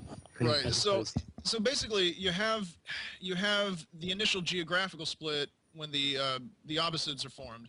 The Shia set up shop. The Twelvers Shia set up shop in Persia, and they break away from the caliphate proper. And then meanwhile, you have, you know, with the breakup into smaller states, you have you know, the Shia agents being badly persecuted, but also trying to set up various coups. So it follows a very similar formula to the battle between Catholic and Protestant dynasties, wherein, you know, if you have, like, for example, William of Orange, you know, taking his troops and invading England to kick out the Catholics, you know, you have a lot of situations like that wherein someone, if they back the proper combination of both geographical faction, familial connections, the proper sect, or at least a heterodoxy in order to challenge, you know, basically a lot of people, if they were dissatisfied with the local order, would throw in their lot with a minority sect in the hope that if they overthrew, you know, the current government, there would be some positive change. And as is always the case in that kind of environment, anybody could, you know, if you were part of a Sunni satellite state to the caliphate, you could basically declare any of your personal enemies to be closeted Shia and persecute them and get away with it. So you have this very chaotic environment, and it wasn't helped by the existence of other Ismaili sects, because there were a wide variety of Ismaili sects. Kling, you said that the assassins themselves were actually an Ismaili variety of Ismaili sect, right? Yes. And then of course you had the is it Karmatians or Karmatians? Karmatian. Yeah, the Karmatians didn't make themselves very popular when they launched a raid on the Kaaba, actually stole the Black Stone, and the leader of the Karmatians, according to the tradition, put it in his privy and just pissed and shit on it for a long period of time, and then ransomed it back to them. So yeah, the various Ismaili sects did a lot of stuff that made them pretty unpopular, and understandably so. And the whole it was just a very chaotic Wild West type environment where you had you know, except that it wasn't, because the Wild West wasn't wild. That's false. Oh, it's like the movie. Okay, it was. It's like the stereotype. Yeah. Well, if you will add, fast forward regarding this, it's amazing to see that whenever you mention in history Shia, it is always to be Fatimite, okay? And then jumping to the 20th century, and suddenly when Fatimite have gone, they are dissolved into a couple of sects, warring sects, and their empire is gone. And now there are very small groups in Arabia and India and nowhere else. Now when you say... Sorry? Yeah, now the people... Now the 12ers are taking... Yeah, now the 12ers are taking the lead when it comes to Shia. And the interesting stuff is it's all because of Khomeini. I mean, before that, according... Can I fill this in, though? Can I link this and give the quick overview of how this happened and how this switch occurred? First of all, just a brief note. Everyone likes the assassins, so I'll just quickly mention the cool assassins cult. The Hashashin were founded by an Ismaili... a missionary of a subsect of Ismaili Shiism. Basically, he slyly captured and converted the city of Alamut in the mountains of western Iran at the end of the 11th century. And from this mountain fortress, the assassins terrorized the Levant and systematically murdered various rulers, so that causing absolute chaos, murdering all these different Turkish and Seljuk rulers in Persia and in Syria, in that region and so forth, until they were eradicated during the Mongol invasions of the 13th century. Although Assyrian branch of the assassins continued to function under Mamluk rule, the Mamluks ruled Egypt for a while, and their existence was still recorded in the 14th century as Mamluk-sponsored assassins. However, over time they just faded from history. And so that was the rise and fall behind the assassins' motives. Were they just for Shia interests and dominancy, or something else? I think it's hard to tell. I'm not quite sure. Yeah, they're portrayed almost as being nihilistic by Yeah. more romantic historical accounts. Yeah, I couldn't really say, but I guess the fall of the Assassins really marks the end of the Ismail, any kind of real power held by Ismaili Shiites. However, meanwhile, back at the ranch, over in Persia, what happens is that, of course, we have the 12 Shiite sect exists also, and for most of their history, as with most other Shiite sects, the 12s had no power. But then in the 16th century, or in the early 16th century, the first real 12 state came into existence when the young Shah Ismail of Azerbaijan conquered Iran and established Ithna Ashariya, so 12er, Shia Islam, as the official religion of the empire. And there is a political excuse for that as well. That's the interesting part. Oh, by all means, explain. Well, he was always in war with the Ottomans, and Ottoman succeeded in taking the Khilafah from the Hashemite, the Abbasid, so they became the Khilafats of the Sunnis. For this guy, even though he himself being Sunni, he's now obliged to obey the Ottoman Khalifa because he took the oath of being a Khalifa from the last Hashemite Khalifa. So him becoming a Khalifa, you can no longer fight him. He's the Khalifa of the Muslims now. So he had to look for a sect of Muslim that does not pay obedience to Sunni Khalifa. So he picked up the 12th to be the Shia that he converted the whole of Persia to that sect of Muslims. And this is particularly amazing because up to that point, Persia had basically been like the bastion of Sunni Islam. Most of the great Sunni scholars and religious clerics and so forth, like most of the famous ones, like jurists and hadith collectors and so forth, had been Persians. So this was an amazing reversal. And suddenly, using, especially with the use of storytellers, the state, the new, Shah Ismail established the Safavid dynasty of Iran. And the state sponsored all these storytellers to go around through all the villages of Iran, telling the Shia stories and converting everyone to Shia Islam, and that's how they converted everyone. And I think really what is really interesting is sort of the development of the ulama, or the Shia, the 12 clergy basically, and basically with Shah Ismail making Shia Islam, the official state religion, the power of the clergy, of the Shia clergy grew. And previously, as we talked about, they were living under quietism. But what happened was that under the Safavids, and then also under the Qajar dynasty, the power of the Shiite ulama began to grow. But in 1927, the Qajars were overthrown in a coup d'etat by Reza Khan, who established the Pahlavi dynasty. This is after World War One. And basically he had secular tendencies and he heavily curtailed clerical influence. And his son, Muhammad Pahlavi, continued to maintain this. And basically up till this point, despite their varying degrees of influence throughout the course of late Iranian history, the 12 clergy never sought direct political power because they believed that instead only the return of the Mahdi could establish a truly Islamic state, and in his stead the clergy would wait patiently and content themselves to live under the governance of 12 monarchs such as the Safavids and the Qajarids. But what happened was Khomeini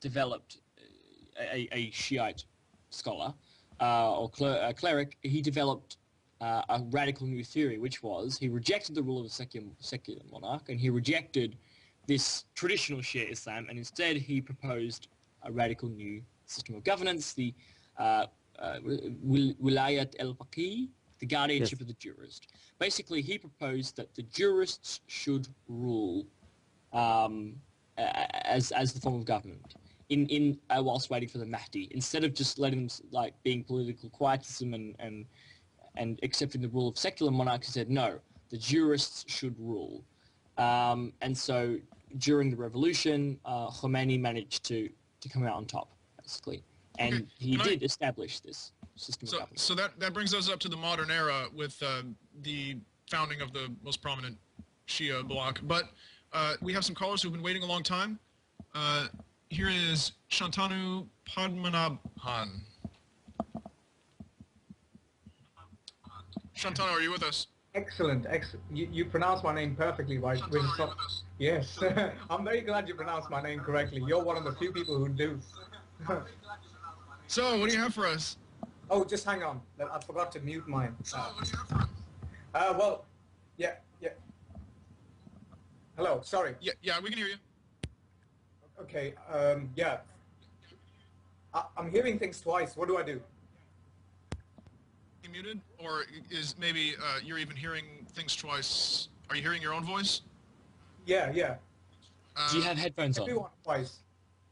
Oh, right, I get it. I get why. Hang on. Right. Yeah, sorted. Sorry. I had my show on. Yeah, okay. So sorry. Anyway, right. My comment rather was that in the East there is a general feeling of the West being morally inferior to the East. And as someone who lived in India for half his life and in the UK for the other half, I realize now that this is bullshit. This is absolute complete bullshit, because on a lot of the things that the Easterners claim they're morally superior are actually things that the West also shared with them maybe 50, 60 years ago, and they've just grown out of it, whether it's religion, whether it's rights for homosexuals, whether it's, acceptability of sex before marriage, on issues like that. These are some common topics that the Easterners kind of look at the West in disdain, you know what I'm saying? And I just think that needs to be addressed in general, because people need to expose this. This is one of the reasons that in the East, people are so afraid to be atheist as well, because in the East people believe that being religious is a good thing. Doesn't matter what kind of God you believe in, doesn't matter what kind of bullshit you believe in. You have to believe in some kind of bullshit, and the West is looked at as godless, or taken over by Satan or something like that. Yeah, I was just wondering what your thoughts are on that. It's funny because this exact issue has been I've been thinking about this really recently, although I don't really think about it. I mean, for me, it's in the context of talking to Muslims, and there is kind of this assumption that the West is morally bankrupt, and well, the West is a huge generalization. I mean, where does the West begin and where does it end? Exactly. I mean, I view like Japan and Korea and Formosa, Taiwan, to be part of the same kind of block, approximately. Like it's but let's just for brevity, let's just say the West. I mean, it's kind of like and it is odd that there is this kind of assumption, and I've been thinking about it. It's like it's gotten to the point now where I'm no longer willing to I'm switching it now. It's sort of like now I'm rather than I don't let people get away with that assumption at all anymore, because I agree it's not true. I mean, I think it's when people say that the West is the best, that's really stupid. We've got so much progress to go. Like even here in Australia, gay marriage is not yet recognised, that kind of stuff. But I do think that a lot of Western societies, as you say, I mean, with regards to women's rights, with regards to gay rights and so forth, it just I find it bizarre when people from societies that treat women and homosexuals like shit take the moral high ground, or try to take the moral high ground with me, and it's just I find it bizarre. And so it's I've been thinking about it a lot, and it's no longer a position that I let them maintain. Absolutely not. I think it's the reverse now. Can I say? By the way, I love your accent. I think you've just got a great mix. I love all your accents as well. The other thing I wanted to mention was I think part of the reason why this where this comes from essentially is because the East is technologically and economically slightly worse off than the West, and I think there is this is a sort of I don't know, psychological complex, if you like. It stems from that, I think. You know, to believe that you're morally superior. Or I think that, I mean, I know I'm making a huge generalization. It's like a consolation prize. That's the exact phrase I was about to use, consolation prize. But also, you see, it's not just that. It's that a lot of this is a common assumption that a lot of people, because what's happened here, right, in the West, quote unquote, is that Christianity is dead essentially, and people are increasingly, as an alternative, turning to what we call New Age, and a big part of New Age is Eastern philosophy, like Buddhism and Hinduism, and basically if people now, it's gotten to the point where if you've got some guy with a funny name saying this is ancient knowledge brought down from some elder from some mountain, stick pins and needles in yourself, eat this berry and you'll be okay, then hey, it's legit. That's kind of what's happening, and it is now for these kinds of people, for this kind of segment of, for a better term, Western society, East is better. Yes, you know, are we in the West we're this evil materialist, capitalist kind of whatever, you know, industrial machine or whatever, whereas in the East they've got this pure ancient wisdom and oh, it's so they're spiritual and, you know, blah blah and so forth. So it's not only would it be a consolation prize, but it's also one that is supported and validated and confirmed by a lot of people who live in the West with a kind of, it's almost like the romantic savage. Is it the noble savage? Yeah. It's when people sort of romanticize these, you know, like these third world cultures and almost put them up on a pedestal. Exactly. And the opposite side to the consolation prize, I think you hinted on that in your, I mean, just now.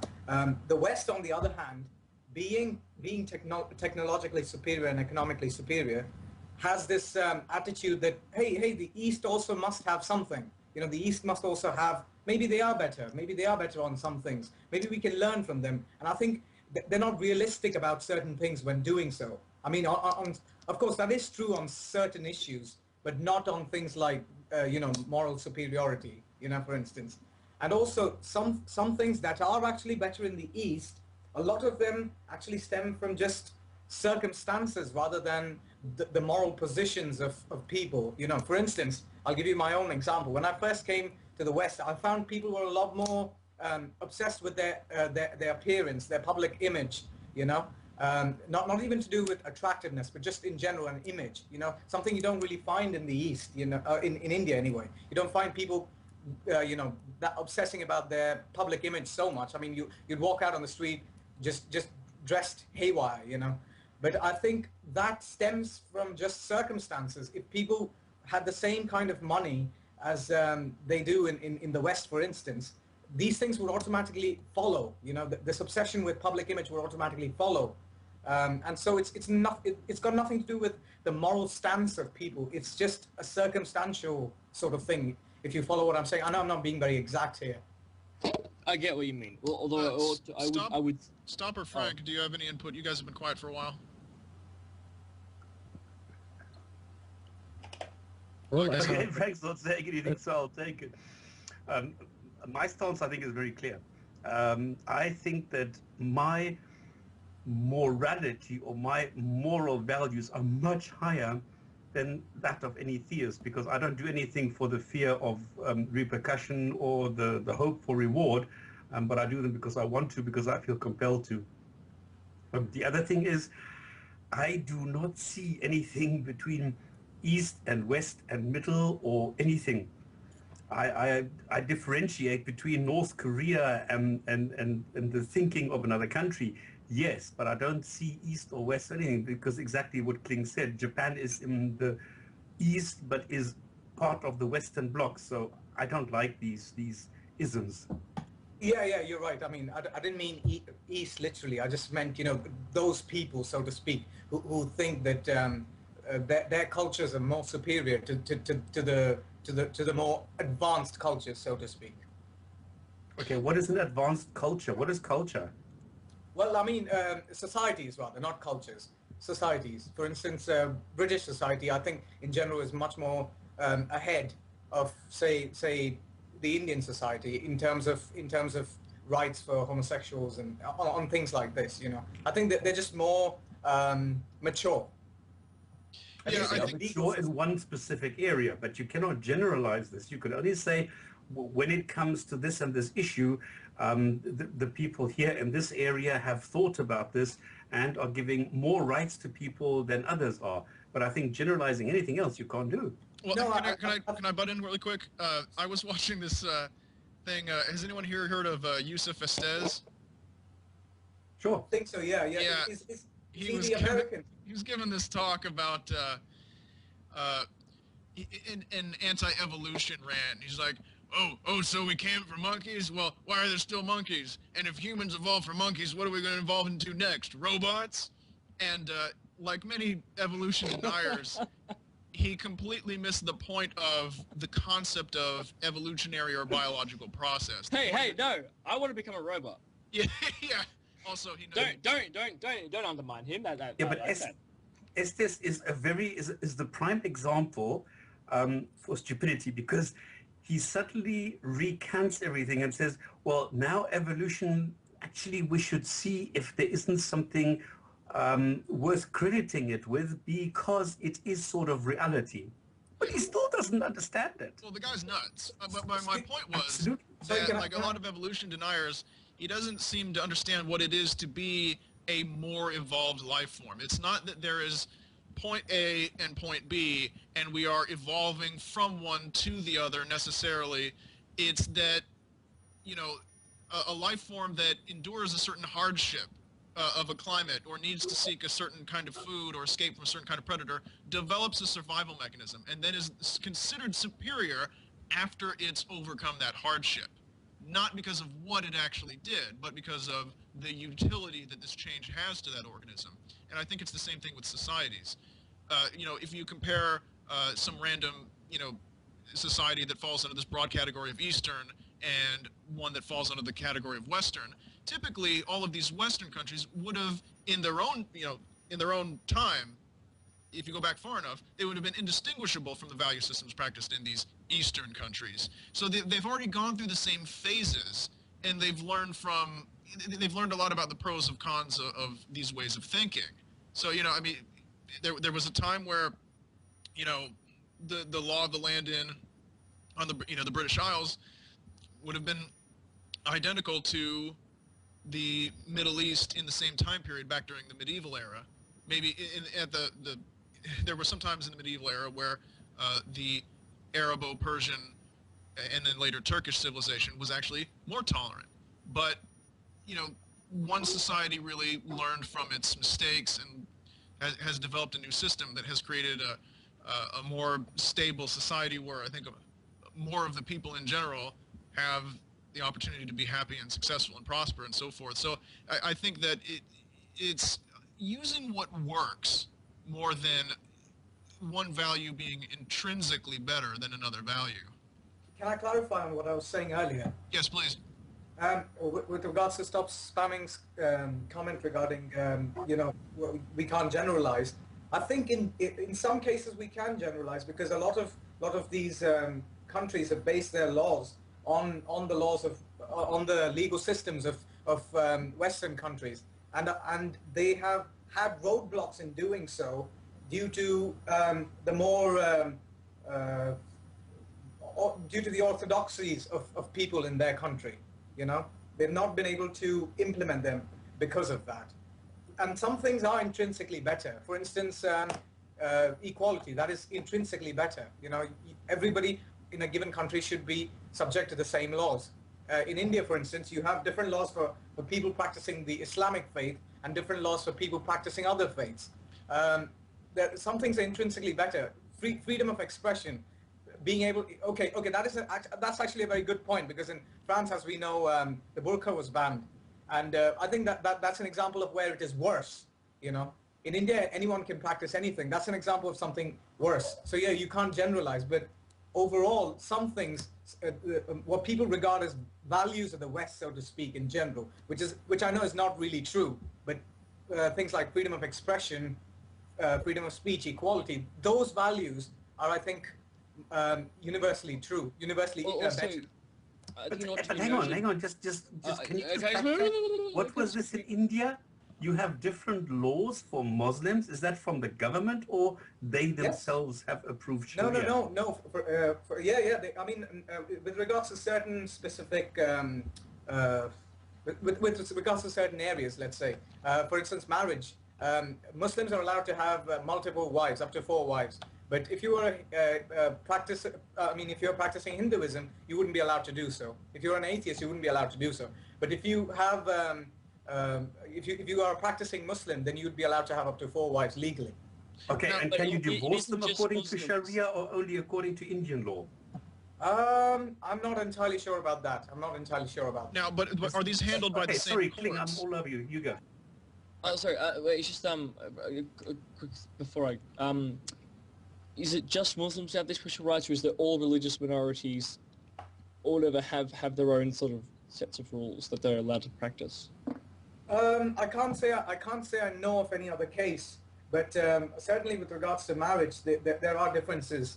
But the reason why these differences exist is because of India's own history, you know.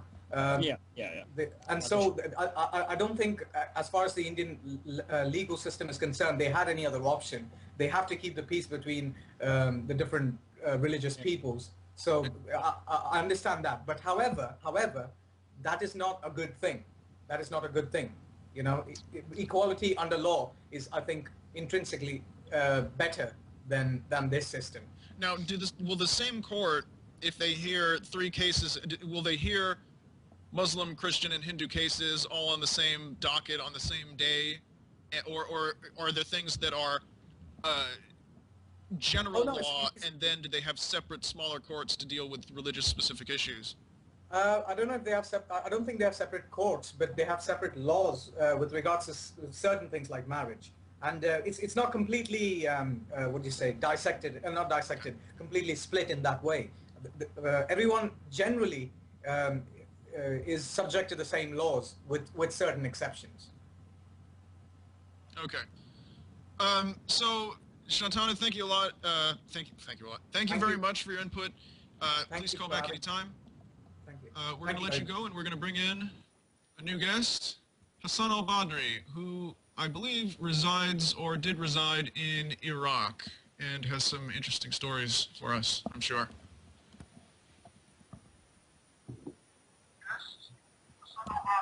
How you doing, guys? Hi, how's it going? Welcome to the show. Thank you. If you're hearing me on a delay, you may want to mute the blog TV and watch your Skype video. I did already. Okay, great. So you were in Iraq in 2003, yes? Yes. I was in Afghanistan before too. What? Oh, wait. So go ahead. Tell us from beginning to end what happened. Yeah, I mean, let's say first introduce myself. I'm half Iraqi, half Dutch. It's kind of weird mix. And I joined the army when I was 18 years old, and then like after 3 years, I was shipped to Afghanistan, and I saw also the division between the Sunni and Shia, basically the Pashtun and the Hazara. The Pashtun people were basically the Sunni at that time, and the Hazara were Shia, and they started also the ethnic cleansing at that time. So basically the Taliban were at the Pashtun side, ethnic cleansing the Hazara in Afghanistan. And after that, I stayed there for 2 years, and after that I went to Iraq. I was shipped to Iraq, of course, because it started over there. And there, it was kind of weird feeling because my half Iraqi background, kind of weird feeling. I'm fighting the Iraqis. It was kind of weird. But yeah, I mean, Iraq is also, how do you say, like, I think the majority of it, like 80 to 90%, I think they are Shia, and the rest Sunnis, and the rest is division between Christian and other ethnicities, other religions, I mean. And I saw like how they started, like when the regime collapsed, it started like the death squad on both sides, the Sunni and the Shia. And they were basically holding like checkpoints and asking your name, just like what happened in Ireland, let's say. So judging by your name, if your name is Hassan or Hussein or Ali, that's all Shia names. So they execute you on the spot. If the checkpoint was a Sunni, and vice versa too. If the checkpoint is Shia, and your name is Omar or Bakr or Uthman, then it's right away they're judging you. That means you're Sunni, and they execute you on the spot. So it's pretty easy to understand how they amass such a large body count, these different militias operating in this way. And there had to have been a lot of false convictions because given the fact that there was a lot of intermarriage before 2003, there had to have been, Yeah, that's the, like even the Iraqis, they're talking about it. That's the funny thing, like before, it wasn't that much. And like after the war, the division really started because the Sunnis were basically afraid that the Shia is going to take the power and they're going to drive them out. So then it started the tension and all, it all started after the war basically. So we, with all due respect, we fucked it up. The army, actually. Yeah. I mean. Okay, so you have seen this yourself and you've experienced it firsthand. Now the Quran says a Muslim is not allowed to kill another Muslim unless three conditions are met. Here we don't have any of those three conditions. How do you explain this? I don't know, but mostly it came actually from the location, like in the imams actually, from both sides. The imam and the sheikhs from both sides basically started giving fatwas and giving like, This is something that I would like to comment upon and see how far, what got us so far between the relation between Sunnis and Shia, which is all due political reasons anyway, not something in the dogma. Yeah, it is. It is also. It's all about the power actually, because until now in Iraq, actually, if you go to Najaf or Karbala and you see, like there's the Shia militia basically having the power. I mean, the government can't say anything about it. Even the president can't say anything about it, and it's pretty ridiculous. And they want actually kind of independence. They want kind of like federal independence, just like the Kurds in the north. Yes, and it is bloody ridiculous, but the reason, and this is the funny thing, the reason why today in Bahrain the people are killing each other is because 1,000 years ago people couldn't agree on who was going to be next. Well, it gets a bit complicated. If you want me to comment on that now, I'll be glad to. Yeah, please do, because this is why we are here, to sort out why it is that people today are killing each other when they're not supposed to. So it goes as follows. It's a bit complicated, but I will start with the part of the Iranian Revolution. So basically, especially the 12th Shiites were the dream of any ruler on the earth. They believe they should not be involved politically in any sense until the Mahdi comes out. Okay? So they never had any problem. They were always welcome in any country they are in. Here comes the Khomeini and come with a new idea about how Shiites should rule themselves until the Mahdi comes out. And suddenly they are being seen as a threat, especially after the revolution in Iran. And the revolution in Iran kept on having these mottos like exporting the Islamic revolution to the rest of the Islamic world. Yes, yeah. And suddenly all the rest of Muslim countries are against Iran. Now, what is the thing that you can hold against Iran the most? I mean, if you go back, I told that to Klingschor before, if you back to the newspapers at that time, you will see, for example, Muslim Brotherhoods, the major Sunni group at that time, welcoming the revolution in Iran and actually going to Iran to congratulate the Khomeini, and there were no touches or any conflicts between Sunnis and Shia. I'm trying to sum up this as in short as possible. There are more explanations. Can I interject something? My question is, I was in school in Tehran at the time, okay, so I saw this firsthand. Now, what I saw is that people were more afraid of the Shah Savak, and they thought that Khomeini was going to introduce more freedom for them because they felt that they were too oppressed. And he actually ended up remaking the Savak. Yeah. Okay, that's a different story. But I was there at the time because I was in school there. So I saw that Iranians were feeling oppressed by the Shah and the Savak, and then what they thought is going to be Khomeini freedom. How does that work? Well, because Khomeini was, as a he was a really good politician because during the revolution, if you studied in details, he allied himself with every opposing faction of the Shah. even the communists, even the national Kurds, even the national Arabs in the south. He had no problem of joining forces with whomsoever. And he turned against all of his allies once he came in power. That's a total different story. Yeah, he lied a lot. Like he did sort of promise freedom and openness and so forth Yeah. before the revolution to like particularly to like in Europe and so forth. Yeah, So he sugarcoated his message, but then once he was in power, yes, because you can Right. always say freedom in Islamic context, and that is a very loose term. You know, I remember reading about. Okay. Yeah, because I remember when Kurds came to discuss with him their national rights. He said, "I cannot find anything related to Kurds in Quran," and so Quran did not give Kurds right of independence or anything. Uh, anyway, moving fast forward, so all the Arabic dictators in the south of the Gulf and Egypt, especially, they all allied themselves against the Iranian Revolution and took another side. So basically, it was defined in a political terms that those Islamists in Iran are trying to export their ideas about revolution and overthrowing the somehow secular governments in the rest of the Muslim world. And by the way, this is the time that Islam added the Islamic part to their official title in Pakistan. So it became the Islamic Republic of Pakistan. This is the time that you see the rise of hijab in the rest of the Islamic world, just as a result of the Iranian Revolution, the widespread of hijab suddenly all over. People literally felt that then, even though it was Shia who led that movement, then literally people thought that Islamists can actually get in power and do some change. However, moving fast forward, so the Arab, especially in Gulf and the rest of Egypt, for example, and Syria and Iraq, they took the other side against the revolution, and the only thing that they can accuse Islamists in Iran is they are being Shiite Muslim. And now that's from the tongue of my dad, that's what he used to say. Suddenly, Shiites became infidels for the rest of the Muslim world. I mean, my mom is Sunni, he married from Sunnis. I come from a place where there is a lot of intermarriage. Suddenly that stopped. Suddenly there is fatwas among Sunnis that Shiites are not Muslims. Suddenly the same thing happened. Iranian or Shiites, let's say, kept saying Sunnis are not Muslims. And there were even Muslim Brotherhood brokered a deal between the Saudi government and the Iranian government that you should stop calling each other infidels. That's how far it got. My dad saved a couple of leaflets that they used to spread on the Hajj saying that Shiites are literally not Muslims anymore.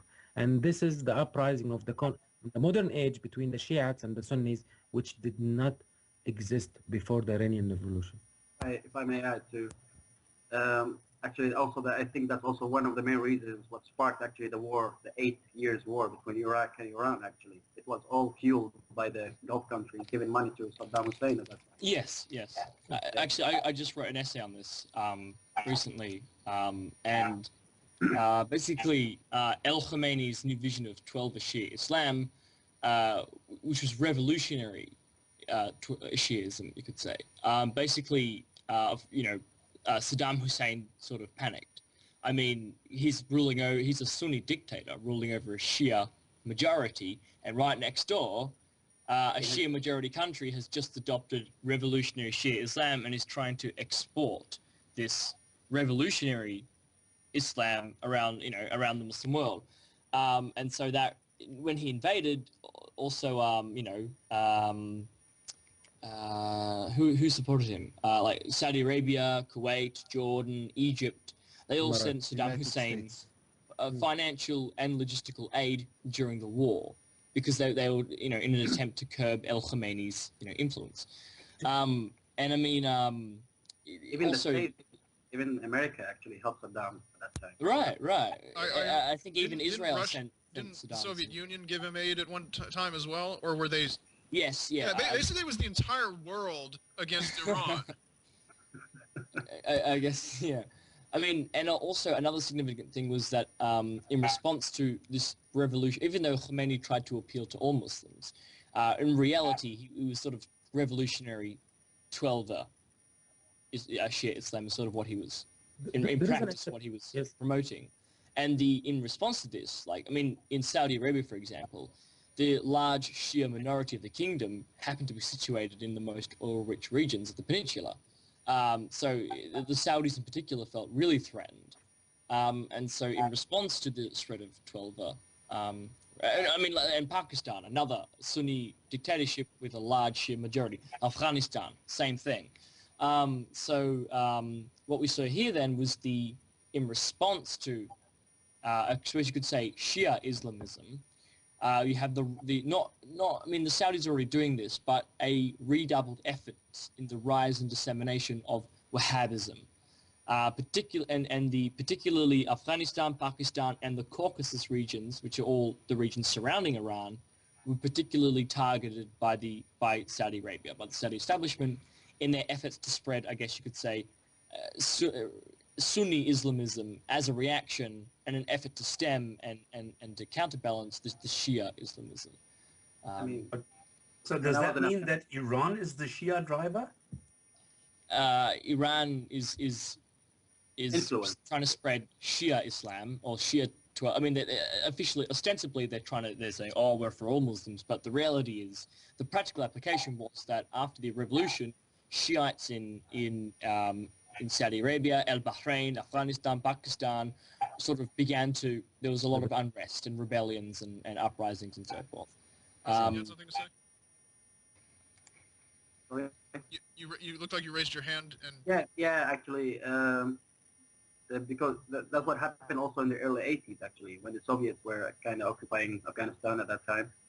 There were many shuyukh from Saudis actually shipped to Afghanistan to preach, actually, the Wahhabism, let's say. And actually, many of the Taliban, yes, the Green Belt. In Afghanistan were actually from Saudi origin. And let's not forget the latest, Osama bin Laden. Well, yeah, I mean, but Afghanistan now doesn't really care.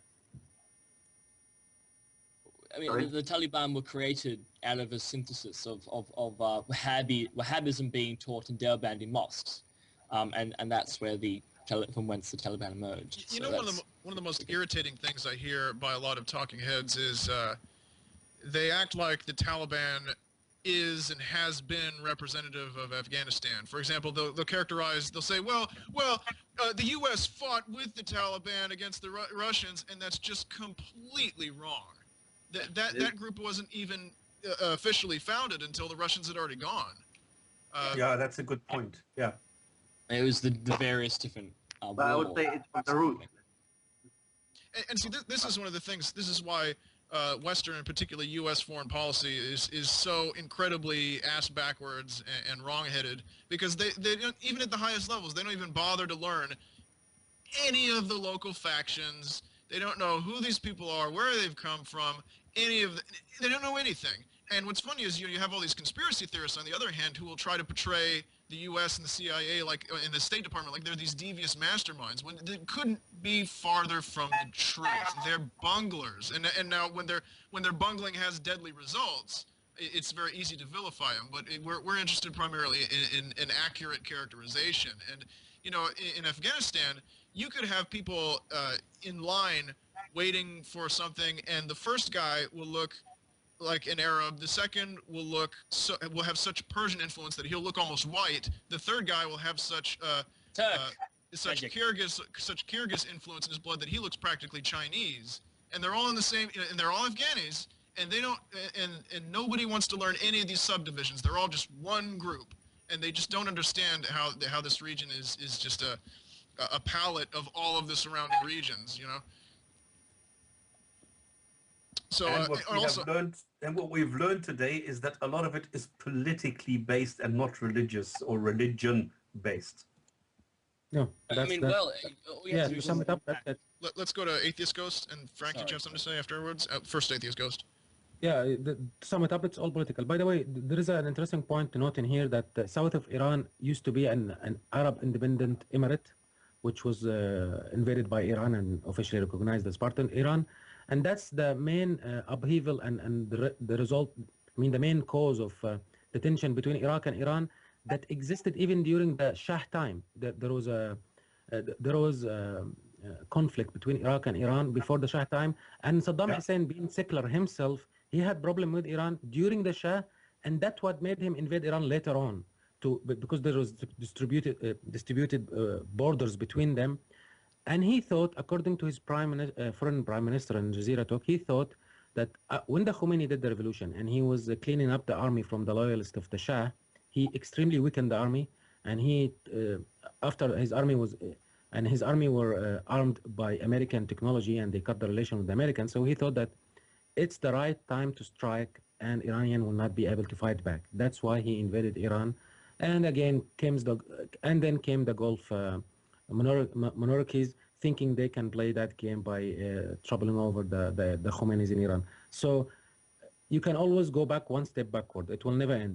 There are excuses before that, but at the end, they are using the sectarian sects to justify political moves. Yeah, I mean, it seems like madness in retrospect that they would support such a thing, but I think from, if you look at the Sunni Gulf dynasties, I think that they thought that no matter how bad Saddam was, if Saddam could overrun Iran, then Shiism is over, from their perspective at least. And a long-running debate has been settled conclusively, because without Iran offering assistance to various satellite interests, I mean, they would have considered it, the last word in the Sunni-Shia divide.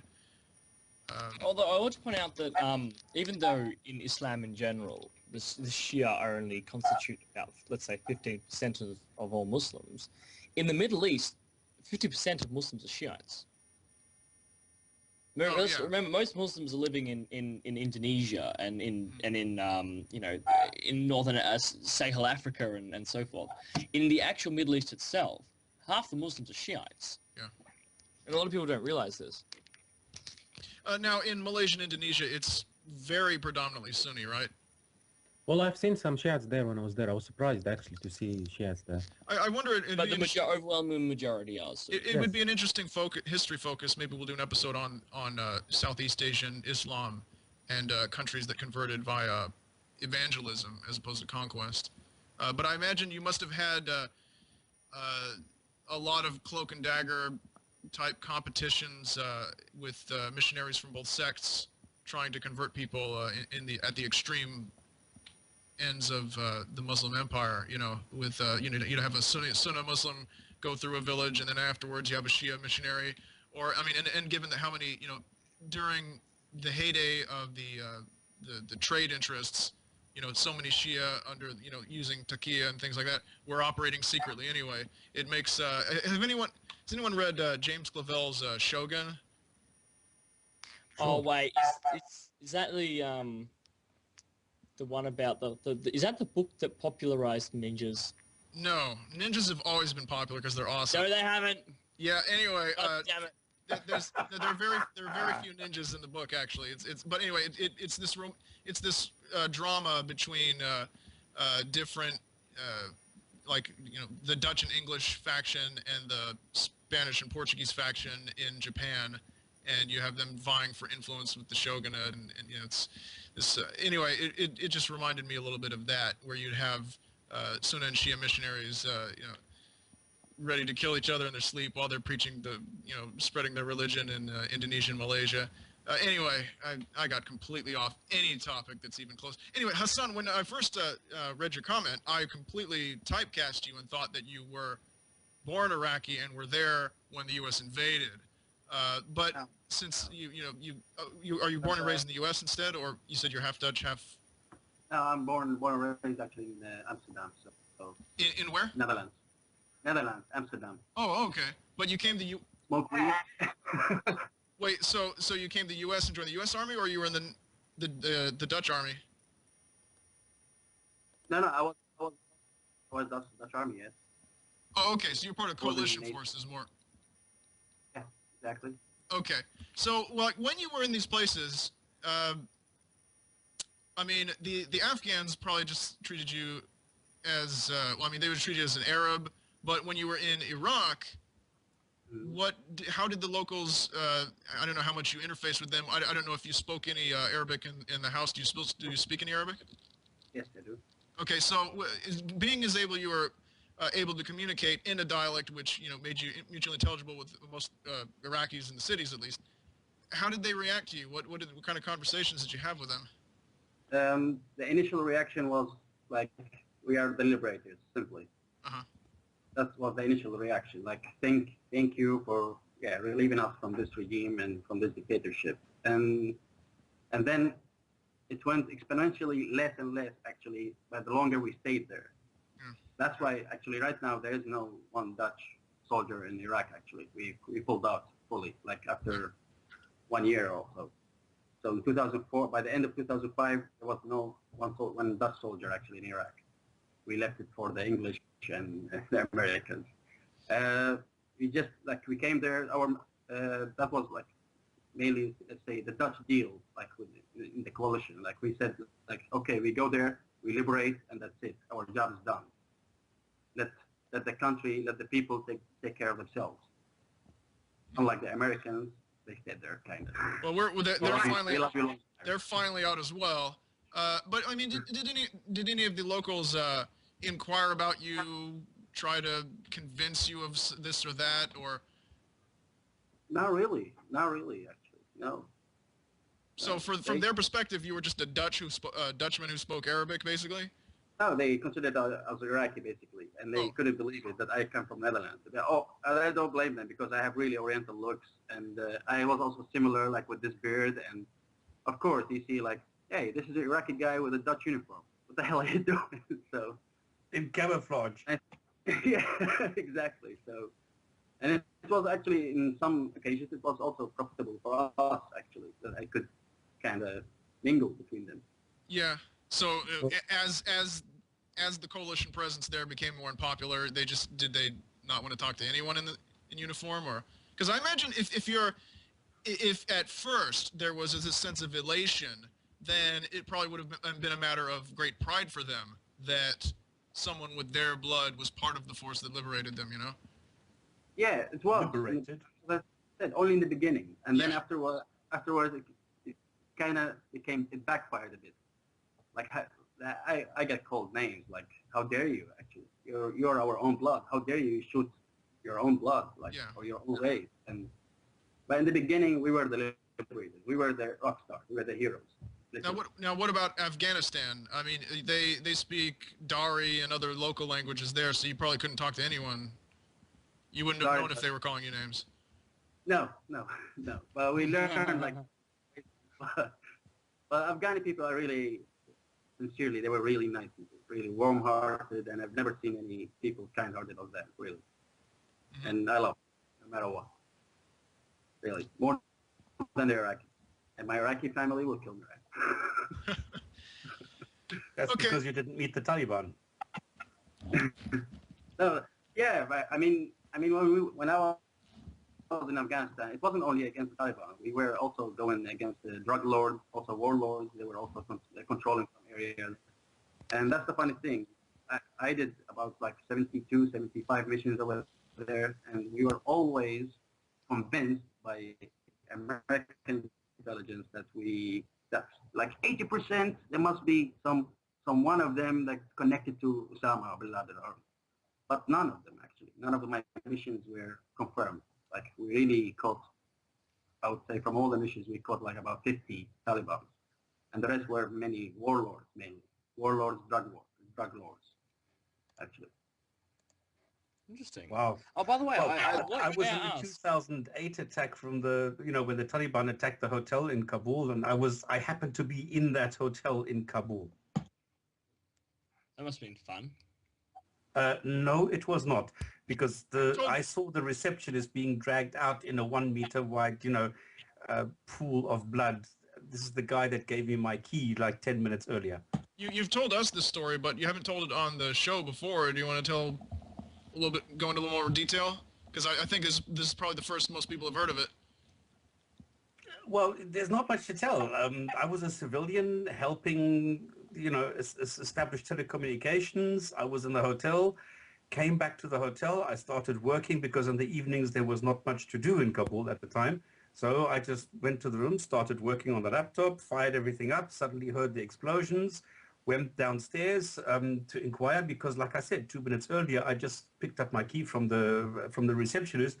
I was in a hotel that had 5 meter high walls. So this was the most secure area in the whole of Afghanistan. So I felt very safe in there. So I went downstairs to inquire what all the noise was about because the Taliban had never attacked anybody in Kabul.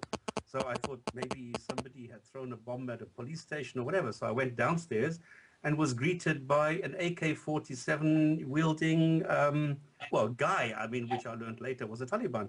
And he just wildly shot, and the whole hotel was shaken by a suicide bomber who blew himself up to gain entrance, to gain access through the main gate. And I was 6 meters away, and I heard this guy going da-da-da-da-dum and so on, so I quickly ducked again. And then we were all ushered into the basement, into a safe room. Either side, there were people with guns protecting the guests. And I was sitting next to a guy, which later turned out to be the Norwegian foreign minister. He had his own security there. And I thought it was actually because of him, but it was just coincidence that he was there. So we sat downstairs for 3 hours until the GIs came. And that was the first time in my life that I was happy to see American GIs, because we knew then that it was over. And then the American GIs treated us as unknowns. So we were all patted down 5 times, and then we had to march into the lobby with our hands on our heads, and we were treated like criminals until the Afghani security guy came and said, listen, all the hotel guests are free to go. So yeah, that's the end of the story. maybe you and Hassan have already met. Possibly. No, but those were American GIs, not Dutch guys. Oh, okay. Anyway, so this was 2008. So this was a sort of hit and run. They shot up the place and then immediately left. They didn't try to secure the Taliban didn't try to hold the place down. No. Okay, maybe. All right. Let me spend another 2 minutes on this. What actually happened is that there were rumors that the spa area was a Filipino brothel, that all the guests receive topless massages from all these wonderful ladies there, which sadly wasn't the case. So what they did is they went straight for the spa area and shot everybody. So all the victims were either the receptionist in the lobby, and then anybody who happened to be in the gym. So they had all kinds of VIPs, and they went in there, passed them all up in order to target a spa that didn't really exist. This is the truth, yes. No, hang on. The spa existed. I mean, this was a spa. This was like a fitness area where you had, you had a couple of machines there. You had the rowing machine, you had the treadmill, you had some bicycles, and yes, you had a steam bath there. But there were no topless Filipinos there, unfortunately. This is what you have in any hotel. There was no swimming pool or anything like that. It was just a standard area. But they had heard rumors about this, and for the Taliban, it was sufficient to believe that this was a brothel and this was against the wishes of Allah. And because Allah wasn't able to control it, they had to send the Taliban. But they didn't target any of the diplomats or other key people. They didn't care. The funny thing is they killed more Muslims than non-Muslims. They just went for the spa. They must have had somebody who stayed in the hotel at enormous cost, who did the recce and then said, okay, you go past the reception, you turn left, you turn right, you go past the shop, you go down the stairs, you turn right, and there you have the fitness area. And anybody in there is of the devil, so you're allowed to kill them. That is what must have happened, and that's what they did. This seems like a really common trend amongst, I mean, it seems like a lot of conspiracy theories and propaganda in the Muslim world rotate around, okay, wherever Westerners go, they set up brothels and drug dealerships and things like this. And I remember there was Saddam Hussein during the first Gulf War said that a bunch of soldiers, U.S. soldiers, had gotten drunk inside the Kaaba, and all kind. I mean, this kind of rumor seems to follow everywhere. You have these two civilizations contacting each other. It's like, oh yeah, wherever they set up shop, there's immediately a brothel, set up. There's immediately, this or that, and they're practicing the occult or all kinds of garbage. It's amazing. Drugs. They're not worried about drugs. Remember that Afghanistan is financed through drugs, or was financed through drugs. Alcohol, yes.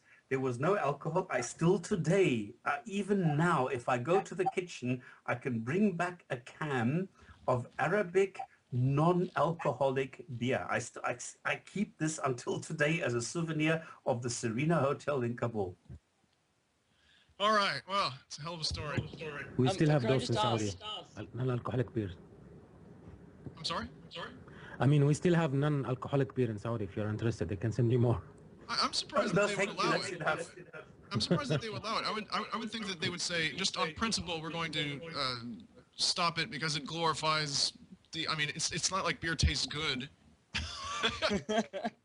I would think that Excuse me? even mimicking the act of an alcoholic drink is too tongue-in-cheek an appreciation of alcoholism.